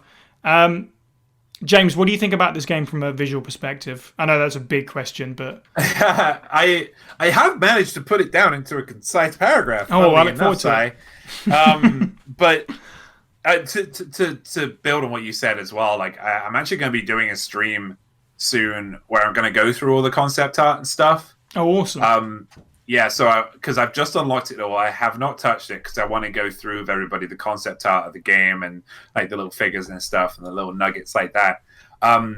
But yeah, in terms of the atmosphere, aesthetics of this game, as I've mentioned before, some of the best things about this game is the clear distinctions between each location. And it's due to that unique atmosphere and the overall look of each location and its origins, while still feeling like it fits in the universe. Like, I mean, that's loose because, like, Resident Evil, you can put anything can fit into Resident Evil at this point. But you won't forget the whine of the violin in the Beneviento house, for instance, or the steampunk grunge of Propelled by Shusaku Ishiyama. Like, when that comes in, that, it just kicks in, and you're like, well, I'm scared now. The sound design in this game, because I suppose we could put that into atmosphere. Yeah, of course. Well, is fantastic. A lot of the time, the sound is what spooked me before the actual before the actual event happened. So well done.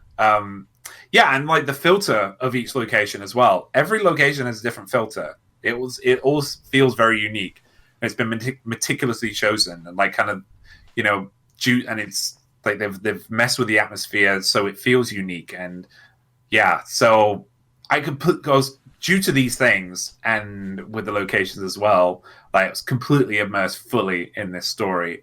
Yeah, I mean, I could talk more, but I think just saying all that is kind of a summary of how I feel about like the general atmosphere, aesthetic, audio of this game. It's fantastic. Like, second to none other, in my opinion. Excellent. Steve, what are your thoughts on the atmosphere and the visual aesthetic of the game? It's very much in keeping with like the different zones. It obviously changes and morphs, but the fact that the village itself transforms as you go on, like sometimes I'd argue it's obviously very ominous and creepy, but then there's like that element of excitement as you come back to crack it open, and the game very much feels that way. The atmosphere of the Beneviento house, obviously, like we've already talked on, but you know, it rips me a new one even now on playthrough X. You know, it's amazing on that front. And again, you know, I can't not have fun in you know, Moreau's Monster Outdoor Funhouse. So, and then obviously there's the descent into the village. You know, that it's kind of one misstep for me is the fact that you don't really get to explore the village much at night, except for one pivotal moment. I'm trying not to spoil. But the atmosphere at that point, when it's you know, the whole thing is, you know, it feels like a fumbling deck of cards. The entire thing is like at stake, and the whole place is falling to pieces. Is great. Like you genuinely feel like it's pure chaos, and the fact that the game can keep shifting these tones. Like, I would argue that for me personally, for my tastes, maybe I'm a bit old and busted at this point, but the one where it kind of lacks a bit is at the start. I feel like it takes a while to get going. I argue up until like a few encounters into the castle does the things start to settle in. Like, you have the really great encounter at outdoors bit where you fight a horde of complete lichens and the rest, and I think it's Urius. And then it slows down a bit too much for me. I feel like there's a bit there that is kind of a bit meandering wise, and it feels a bit like the air itself is kind of like, get on with it then. But it does pick up. Musically, it's like RE7. It's very understated, isn't it? And on that front, the sound design's top notch, but the music only comes in when it's needed. Yeah. Which is, I don't know how I feel at that at times, especially if you turn on the DLC or go to an Rady save room thing, because you hear that a lot more, like in RE2 Remake, where you only hear the save room theme once in its normal soundtrack. It's kind of almost cartoonish how often you'll hear that theme if you turn it on. Yeah, it's very much a continuation of the 7 style, where it's more ambient noise than music. I do think there is some really great pieces of music on the soundtrack, especially stuff in the late game, especially. Yeah, there's like one track that gets my blood pumping, and there's one track that will make me cry almost, even just hearing the track. Yeah, the blood pumping one definitely, and I love that that's part of the very small but generally solid selection for Mercenaries as well. It's obviously should be. The other one I really like as well is from a particular scene where you see a returning character. Let's put it that way, because it feels very much in the style of previous music that you've heard in other games. And I was like, oh, that's kind of feels like a nice reference. Every time it plays, I'm trying to listen to it further to see if it is directly riffing off of something we've heard before. But it feels very much like the style of the game when it's a different composer. So props to them. I don't think the sound design is quite as good as 7. But I think, again, 7 is the horror game of the two. So it probably should have stronger, spookier sound design. But the sound design in the game, that being said, ain't nothing to be sniffed at. Adam, what do you think of the game sort of visually and audio overall? I think it's a bit of a home run, honestly. Like, for the few little bits I didn't like in terms of the factory, I still think that as a visual experience, this game stands out, definitely, of recent games. It really brings a lot to the table. They've clearly... It feels like they've gone back to the original games and been like, remember when like this was visually a treat? Like, I know it was on the PlayStation and stuff, but the pre-rendered backgrounds just made those games look better than most anything else on the system. And it feels like they've just done that here. It's like, let's make it look beautiful no matter where you are. Like, you can stop almost anywhere in the game and there's something to look at, or there's a texture that's really nice. You know, it's throughout most of the game, it's pretty. And the sound, it really helps as well. I would agree that 7 feels better just for its more sort of horror leaning. But, I mean, just the sound the baby makes itself deserves a freaking award, because that is horrendous. That's a big part of they did a great job with that. Like, the whatever, you know, I obviously don't know what they did to it, because it's slightly electronic, which is weird, but it's also, you know, obviously very human as well. And, just a really great job on everything. I can't think of anything where I visually or sound design wise where I was kind of let down. Imagine just hearing the squelching noises as you're hiding under that bed. I'm with you. I would argue that the sound design, the detriment to this game in terms of its sound design versus 7 is the fact the game pushes you forward a lot more. 7, obviously, you can take your time. Yeah. I think it's still here, but you don't appreciate it as much because you're like running from point A to point B. Well, 7 felt so much smaller. You know, I know obviously it was a pretty decent play area, but it just felt like you were trapped in that place. Whereas this, you never really felt trapped. I felt more open, but at the same time, both of those come with their own set of horrors. You know, like being trapped in 7 is horrendous because you feel claustrophobic, you don't know what's around the next corner. Whereas being in an open space like this is the horror of the unknown. It's like anything could come from anywhere. Like, you're not as safe as you are in the small house for the opposite reasons. So I just feel like they did a great job. Yeah. There is just a couple more points before we move on. Is that one thing I will say I didn't like about the game a little bit visually is that some of the animations could have done with perhaps a little bit variation. There's just one particular moment that stands out to me that just makes me laugh. When right at the end of the game, there's like waves of lichens to fight, and if you take like a whole group of them out with a hand grenade, they all fall down in exactly the same way, and they all die in unison, like in synchronization, which is took me out of it a little bit. It's hilariously. They've been practicing that, right? Exactly. Well, props to them, but wasn't a fan. But on the plus side, what I do want to say and sort of applaud yet again, and we do this with every time they release a game now, is just the RE Engine's facial capture is ridiculous. And we talked about this when Remake 3 when it came out, and we were like, man, RE7 was only 3 years ago, and that was good. Like, the facial capture, that was really good when it came out. But RE3 is steps already, and Village goes even further with it. Like, the best looking faces we've had in the series, definitely. The lip sync is a little bit better as well. It's still rough around the edges, which is kind of expected at this point, I think. But they seem to have tweaked it a little bit. But yeah, the faces I thought just looked, in particular, really, really good. An interesting fact for that size, I don't know if you've got the Ethan Winters concept art extras. Right. But they say that in Resident Evil 7, we utilized a photo scanning technique for the character designs. But in Village, we decided to be more creative and tried character designs that didn't look like regular. So they didn't actually use photo scanning for like the designs this time, which is very interesting. Interesting. Yeah. Can I? Yeah. So actually, this is specifically for the PC. I feel I cannot talk for consoles, but actually, now you just reminded me. Like we call them the lag bees. Or the lag flies, right? Yeah. Such a big problem for me. Like, the game runs fantastic, right? Optimized really, really well, right? But if anything gets in your face, like the bees or the flies, or some of the lichens getting right in your face, right? You actually lose some of the animation there because there's a bunch of frames that are just lost, Right.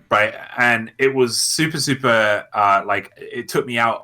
It took me out of the game, and it's like I thought it was just because I have a mediocre PC, but Berger was telling me that he deals with it, and his PC is a powerhouse. So like I think it's a common problem out there. And then I started looking. I didn't have any issues with it on the PlayStation 4. I'll say I didn't get any kind of lag or anything. And to say on the Xbox One X version, it's fine. Like I don't notice any lag or any stutter or anything. But when I played it on the PC version, just for the sake of seeing what it'd be like, I noticed that when you get like a kill headshot and you decapitate, or if there's something particularly busy like the flies, it always stutters for a frame. Like blocking, the if you were to block the Dimitrescu daughters, like their fly attacks and stuff at close range, we are talking like single digit frame rates for no reason. Wow. I can't comprehend it. And I play the game now. I play it because I do the speedrunning and stuff. I play it on prioritized performance, so there is literally no reason why I should be having like this problem, but I still do. And I hope they do patch it because, like Steve said, even when you're looking down sights and you sniper something from far away, there's still some skip frames there, and it's always when like there's a head in view or like the light flies, for instance. Even like it doesn't necessarily have to be a decapitation though. You could just fire a shotgun shell at a Lycan's chest. If it kills them, sometimes the system will still stutter, and I cannot for the life of me figure out why. And there's also the lone road when you come out of the castle and you're going down the lone road for some reason. Again, doesn't matter if I'm prioritizing performance or not. The game just starts lagging like really hard unless I run through that zone really fast. Yeah, which you wouldn't think, right? You would think, oh, if you're going through it fast, it would lag more. But if I just run through, it's fine. Can we just for a moment though take a moment and just appreciate the fact this game has been out a week, right? Yeah. And if these are all the things we can complain about, it's performance-wise, and it's a AAA release title, that's actually somehow it's a golden egg in this day and age, Oh yeah, you think of the horrors of Cyberpunk and things like that. Finished. Yeah, a game that just functions and behaves as it should do, with a few minor maybe missteps because it's on every single platform. There's going to be a few things that slip through the cracks. Like for sure, like I as I said earlier, this game is optimized like superbly, and it's something Capcom has done really, really well, to be honest, with PCs and stuff. Like they've optimized their games so well. But it's their fifth or sixth crack with the RE engine when you think of Monster Hunter World, Devil May Cry 5, the 2 remakes, and 7.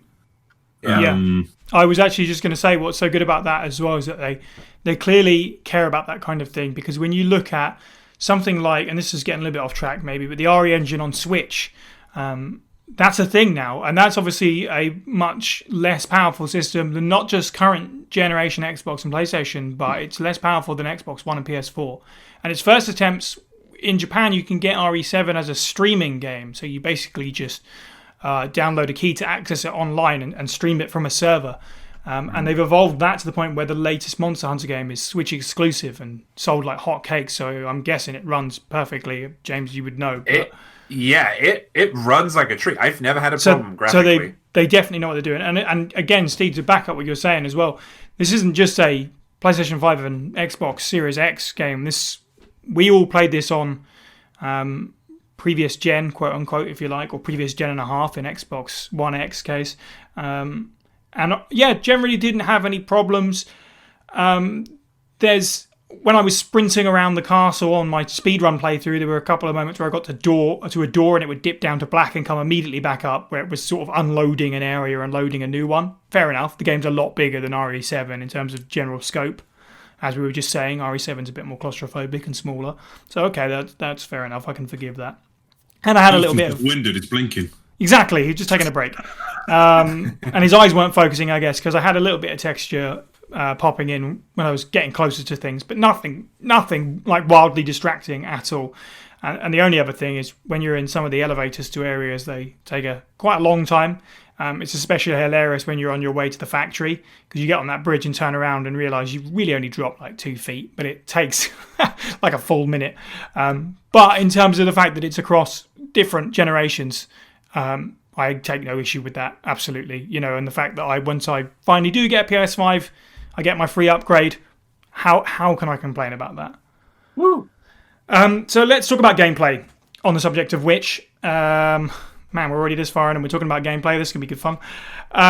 So for me, to kind of like to start with maybe a overview statement, I think that this is 100% the sequel that RE7 needed in a way. And it reminds me of, and stay with me here, it reminds me of RE2 and how it's the action-packed sibling of RE1. Because I think one reason why RE4 was such a headspin for the hardcore audience at that point when it was coming out was not just the huge change of perspective, of course that was a big deal, but also it was the big step into action after the sort of little bit forward in Code Veronica, the little edging in that direction, and then the full leap into an action game. Whereas this time around, we got the perspective shift with RE7, we got our first-person perspective, but it's the horror game, and then Village is the escalation of that into the horror action game.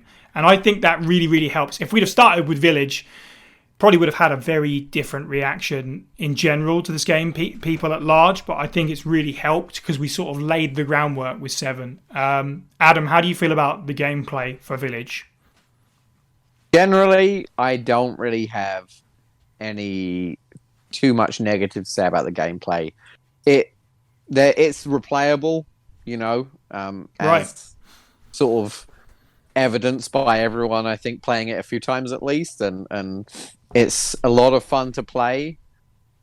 One thing I was a little disappointed in is that Resident Evil 4 still feels a bit more fun combat-wise to me. Okay. And I get it because 4 is a bit more actiony than this one, but like there isn't a great deal you can do with the enemies in terms of kind of quote unquote playing around with them. Mm-hmm. Like with the Ganados, they had such great hit detection. Mm. And in this, it feels like that's not as much of a thing. Sure. You pretty much just go to put every enemy down as quickly as possible. You can't use the knife as easily until you get until you unlock a knife later on for other playthroughs. That is kind of fun, but it just doesn't feel as it has as much utility as Resident Evil 4 does. Yeah, Resident Evil 4 is like a big box of toys for killing things. Mm-hmm. And this feels markedly less so. But that's not a problem. I just was hoping I would get a bit more of that feeling into it. But I don't really have anything else to say that's bad about the gameplay. The puzzles were fine. They've what I've come to expect from Resident Evil now, which is something that isn't really going to tax me at all, but I like the inclusion of them to still say, hey, this is still part of the formula of the series. But yeah, it was a fun game, and it definitely didn't feel like it took me 10 hours the first time through. It kept me engaged all the way through from start to finish. On replays, almost everything bar a few areas are still enjoyable. So they did something right, you know, and I don't really have anything bad to say about the actual process of playing the game at all. Yeah, I agree about the puzzles. I actually quite like the puzzles in this one quite a lot. You know, you've got your throwbacks in the same way that 7 alluded to the shotgun puzzle of RE1. This game does it too a little bit. It's got its descending ceiling moment early on, which I thought was quite nice.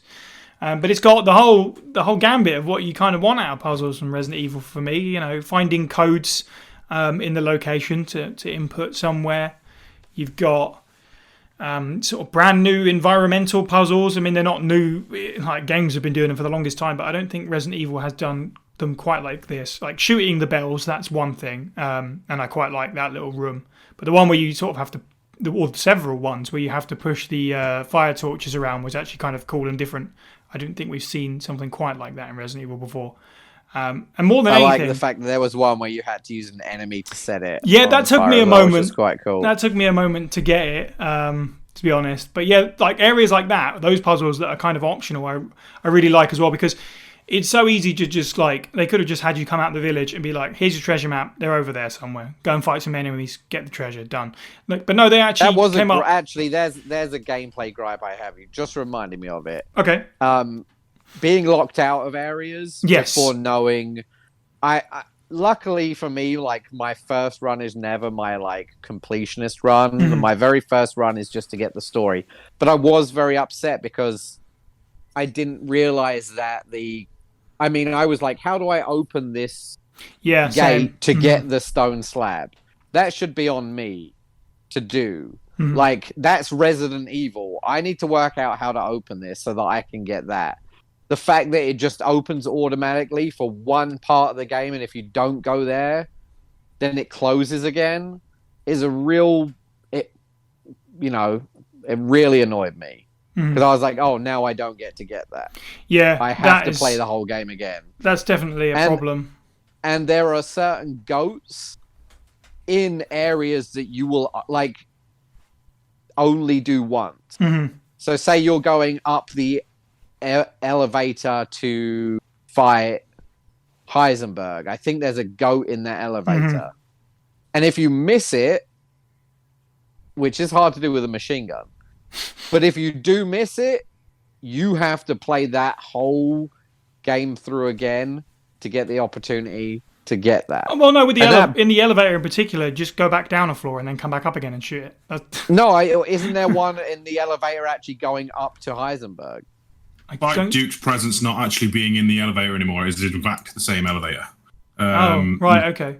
So you can get it the second I know which one you're on about. Oh, I didn't it's the know one it was above. the same elevator. For some reason, it didn't click to me as the same elevator. That specific example aside, you are right, because I got all of them and couldn't for the life of me figure out which one I'd missed. And it's literally in the vineyard before the castle, there's one there, and you walk through that area once and you never go back, and you can't ever go back there. I agree, like that is a problem, unfortunately. Like, I understand the constraints of certain rooms because they want it to be cinematic, so certain things get destroyed or whatever. Of course. But it's very annoying. Just like, for whatever reason, in the very first house, like with the guy with the shotgun, there's a box there that's very obviously meant to be broken and got, but I just forgot to get it. And then that house... It's forever red. It's forever red, and it's blocked off. It's like, why can't I just go into the house? Why not just leave it? It's not ruined. You could block the door off, but still let me get that treasure. Like, so that was one thing that I actually kind of got frustrated about during the game, is like, oh, I missed this in Moreau's area. I'll go get it. You go there and it's like, oh, I have no reason to go here anymore. I'm like, well, actually, I do have a reason to go there to get my freaking treasures. So yeah, that was my biggest bugbear. I agree with that. But in terms of like the optional bits and pieces that you can get, I appreciated that they weren't just down a corridor with some enemies. Like there's a puzzle or something to do there. There's a lot of bits like that where it's like, they could have done nothing, and instead they actually added some detail. Like the labyrinth, mazes, the marble maze things. Through most of the dungeons, areas, whatever you want to call them, you just sort of, you find the ball hidden somewhere down a passageway or whatever, it's tucked away. But in the last one, to mix it up, as previously mentioned, you smelt it, which is just a really great use of, making the environment, making use of what makes the environment unique. Do you know what I mean? Steve, how do you feel about the gameplay at large for Village? Yeah, I love Screwball Scramble. There's a lot of carrots and a lot of sticks in this game that pull you and try and drag you to do, side quests and divert, which I appreciate a lot. But like Adam said earlier, there is a lot of unscripted or, in some cases, kind of needless points of no return that you don't know about, which do infuriate completionists who check their map, which is why my playthrough could be generously and politely considered glacial in terms of pace. Now, that's fine for someone like me, but I can see how it will probably annoy people. The actual, the combat, I would argue, in this game, it has swings and roundabouts where sometimes it's fun and sometimes it's tedious. Like, the Lycans themselves, half the time are either getting bodied by you or barely reacting to the attacks. Like, the first one you fight, your first playthrough, you can put every round into that thing. For some reason, it's still coming. And that frustrates me a little bit, especially when you compare it to the likes of 4, 5, and 6, where enemies react to gunfire when you hit them. These days, they normally have some kind of hidden bit of armor that you have to shoot in terms of like damage before they'll react, which annoys the living daylights out of me. Gameplay-wise, other than that, it's fine. Honestly, it's got that nice weird medley of Resident Evil 4 and Resident Evil 7, in that you find weapon parts Or no, that's more Resident Evil 2. Sorry, Resident Evil 2 remake rather. But there is a bugbear that I actually have to concede, though. There are like 3 pistols, 3 shotguns, and so many things. But in Resident Evil 4 and games before it, these weapons would normally have some kind of distinct advantage or disadvantage, generally speaking. And in Village, there isn't really that. Like, if you see the next model up from the gun that you are currently using, just grab it. Unless you're like planning on unlocking all the infinite weapons. Besides maybe early capacity, it's better in every way. It'll fire faster, it'll do more damage, which is not really all that great. I want to have weapons that feel different so you can like theme a playthrough. Like in RE4, you might want to use the Leon starting handgun and keep it through the entire game, just for the sheer fact that it has a higher crit chance. But you might want to use the Punisher or whatever, which shoots through targets and stuff like that. There's none of those weapons that feel particularly different. The fact that enemies drop gear and crafting materials instead of ammunition is actually a very interesting take. That it gives a player a lot more choice. Yeah. KDB just mentions this in chat that the enemies don't drop arrow. That's right. They drop things for a player to choose what they need, which is specific for the situation, which I think is a great touch. It's a better way than just having random bits of coin, which admittedly they still do. But giving you players materials of which to design what they need. So yeah, if the weapons were a bit more unique and not just incremental upgrades, I think that would have helped me enjoy it a little bit more. That's fair. I feel like they took their lessons from Mr. X a little too hard. Lady Dimitrescu or Domitrescu. I'm sorry, Dimitrescu is how I was pronouncing it before. The thing is, in the game, everyone calls her Dimitrescu, but Lady D, Alcina, calls herself Domitrescu.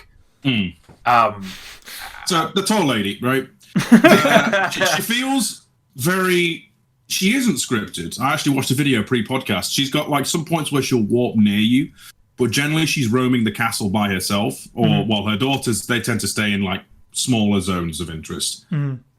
But she's way blander than the Tyrant, despite the fact the Tyrant didn't speak. Her mechanic. I'm not talking about her character. I know you all want to be stepped on and all the rest of that crap.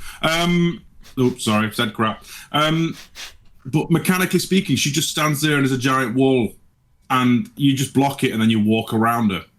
Doesn't quite have the same air of menace as the giant footsteps in the distance the Tyrant had for me.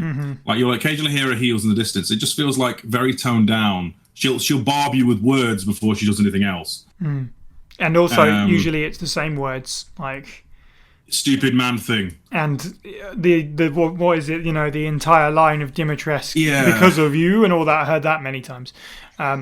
But that almost implies that I saw her many times, and on my first playthrough, I barely encountered her, to be honest, which I don't know how to feel about that. I didn't in my first playthrough either. I was like, oh, so much for a stalker enemy. And then in subsequent playthroughs, she seemed to pop up a lot more. There are 2 scripted sections for Lady D. There's when you're coming back in after getting the 4th mask, and there's...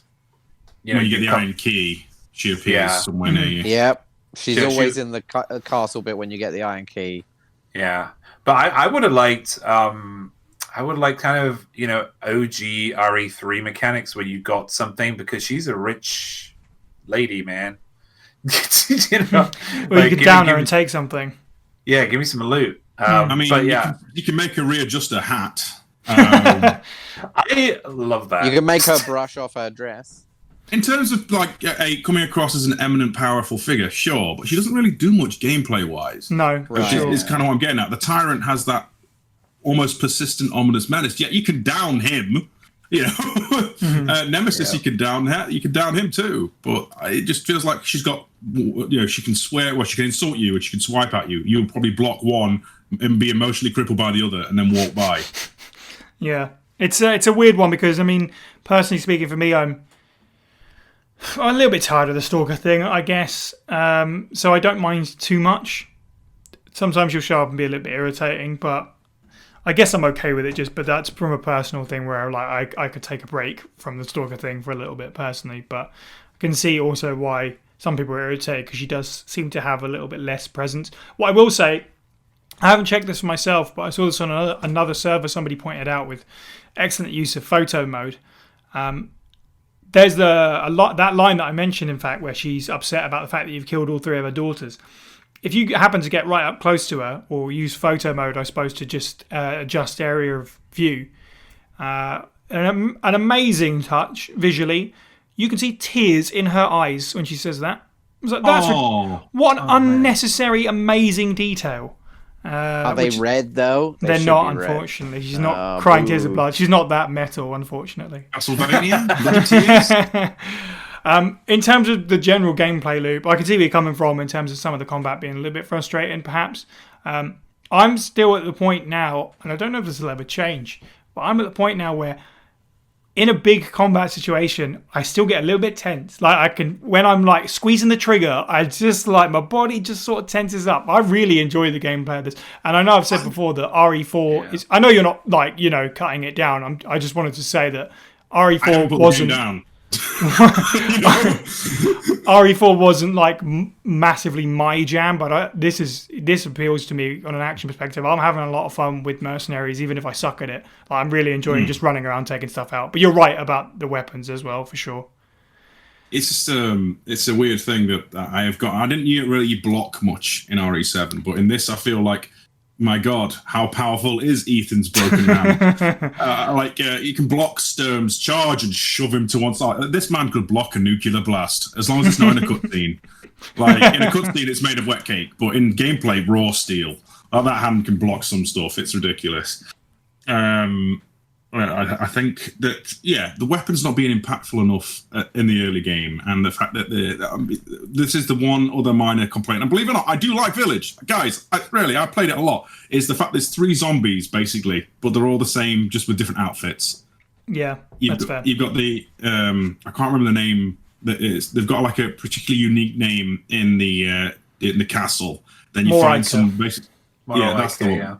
And then you've got the stray ones in the graveyard outside Beneviento House. And then there's haulers, which are essentially the same monster, just with a different skin. And that's kind of a bit of a shame, because that means you've got 2 generic types. You've got the Lycans and you've got the not zombies. We'll definitely get to enemies next. But before that, James, what's your general thoughts on the gameplay? So the combat of this game, excellent, rewarding. A block into a push, very simple, but great opener for a full magazine to someone's head. All right, super fun. Although I didn't use my block for my entire first standard run because I kept forgetting. Also, didn't like the lag. If somebody got up to my face, I was trying my best not to get in somebody's face because the lag would really throw me off. The weapon play is fantastic, which is super welcoming. After learning that Ethan has taken military training from Chris and his team. Very, very satisfying. And he read a book by Joe Kendo. Yeah.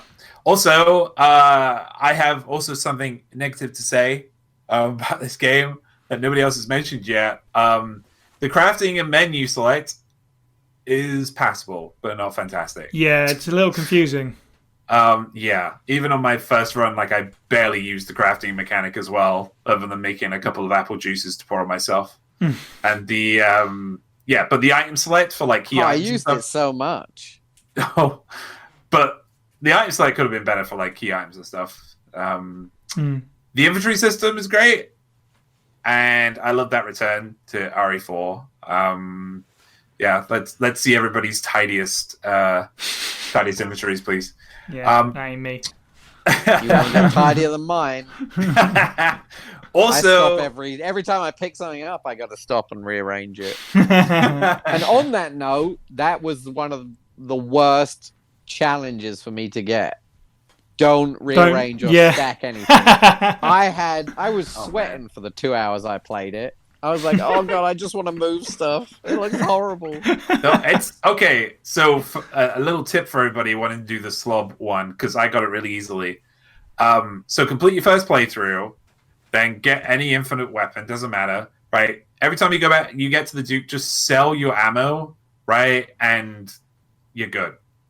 I completed the game. I thought that I would have messed up because I was selling ammo, because it says something about stacked items. But yeah, sell your ammo and you'll get slob and you'll get another one as well. That I had a run like that where I got the no messing with the inventory, no buying stuff. Or frugal whatever else. father, don't buy it, and Don't spend heal. over 10,000 or whatever. Yeah, do all that on casual, and you'll get a crap ton of CP. Yeah, I all in did. one I go. got all of that together as well. Yeah, for sure. But sure, go ahead. Yeah, the also, am I the only person that played it on PC here? Like out of the fast staff. So the movement on the mouse and keyboard is freaking great. Super fluid and smooth. I felt like I was playing an FPS at some points, and like I really felt like I was playing a Twitch shoot. And I'm not great at those, but it really felt cool. However, some of the key event flags, like elevators and stuff, really hard to press.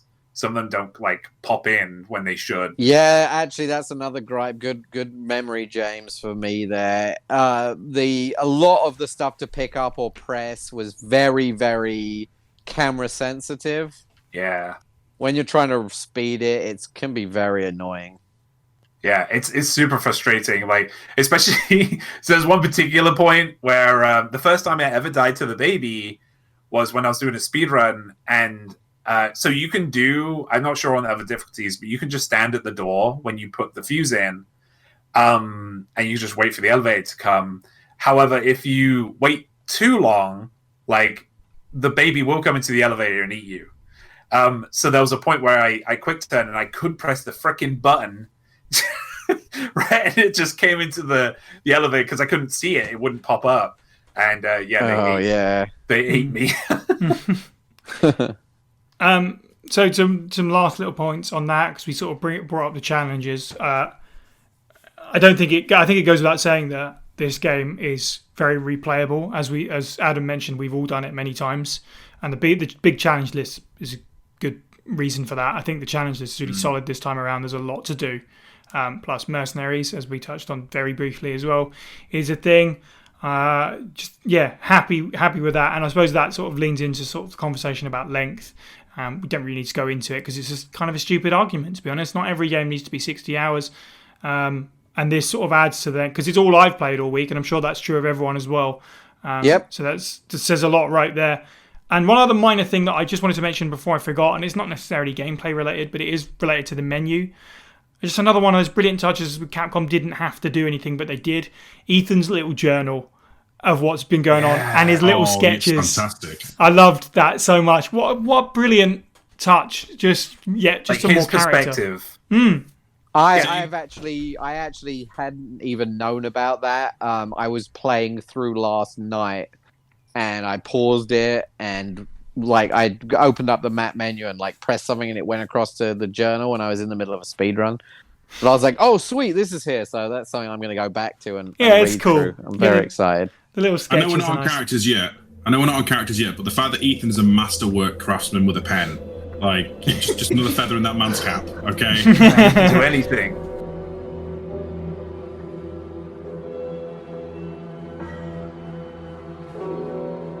Hello survivors, and thank you for listening to part 1 of our Resident Evil Village special. This is the halfway point. The second part of our Village discussion is available now in your podcast feeds and on YouTube, which means it should be appearing on screen right at this moment if you're listening on YouTube. So please do check that out to continue the review of Resident Evil Village, where we talk about enemies, characters, story, cliffhangery stuff, and our general conclusions on the game.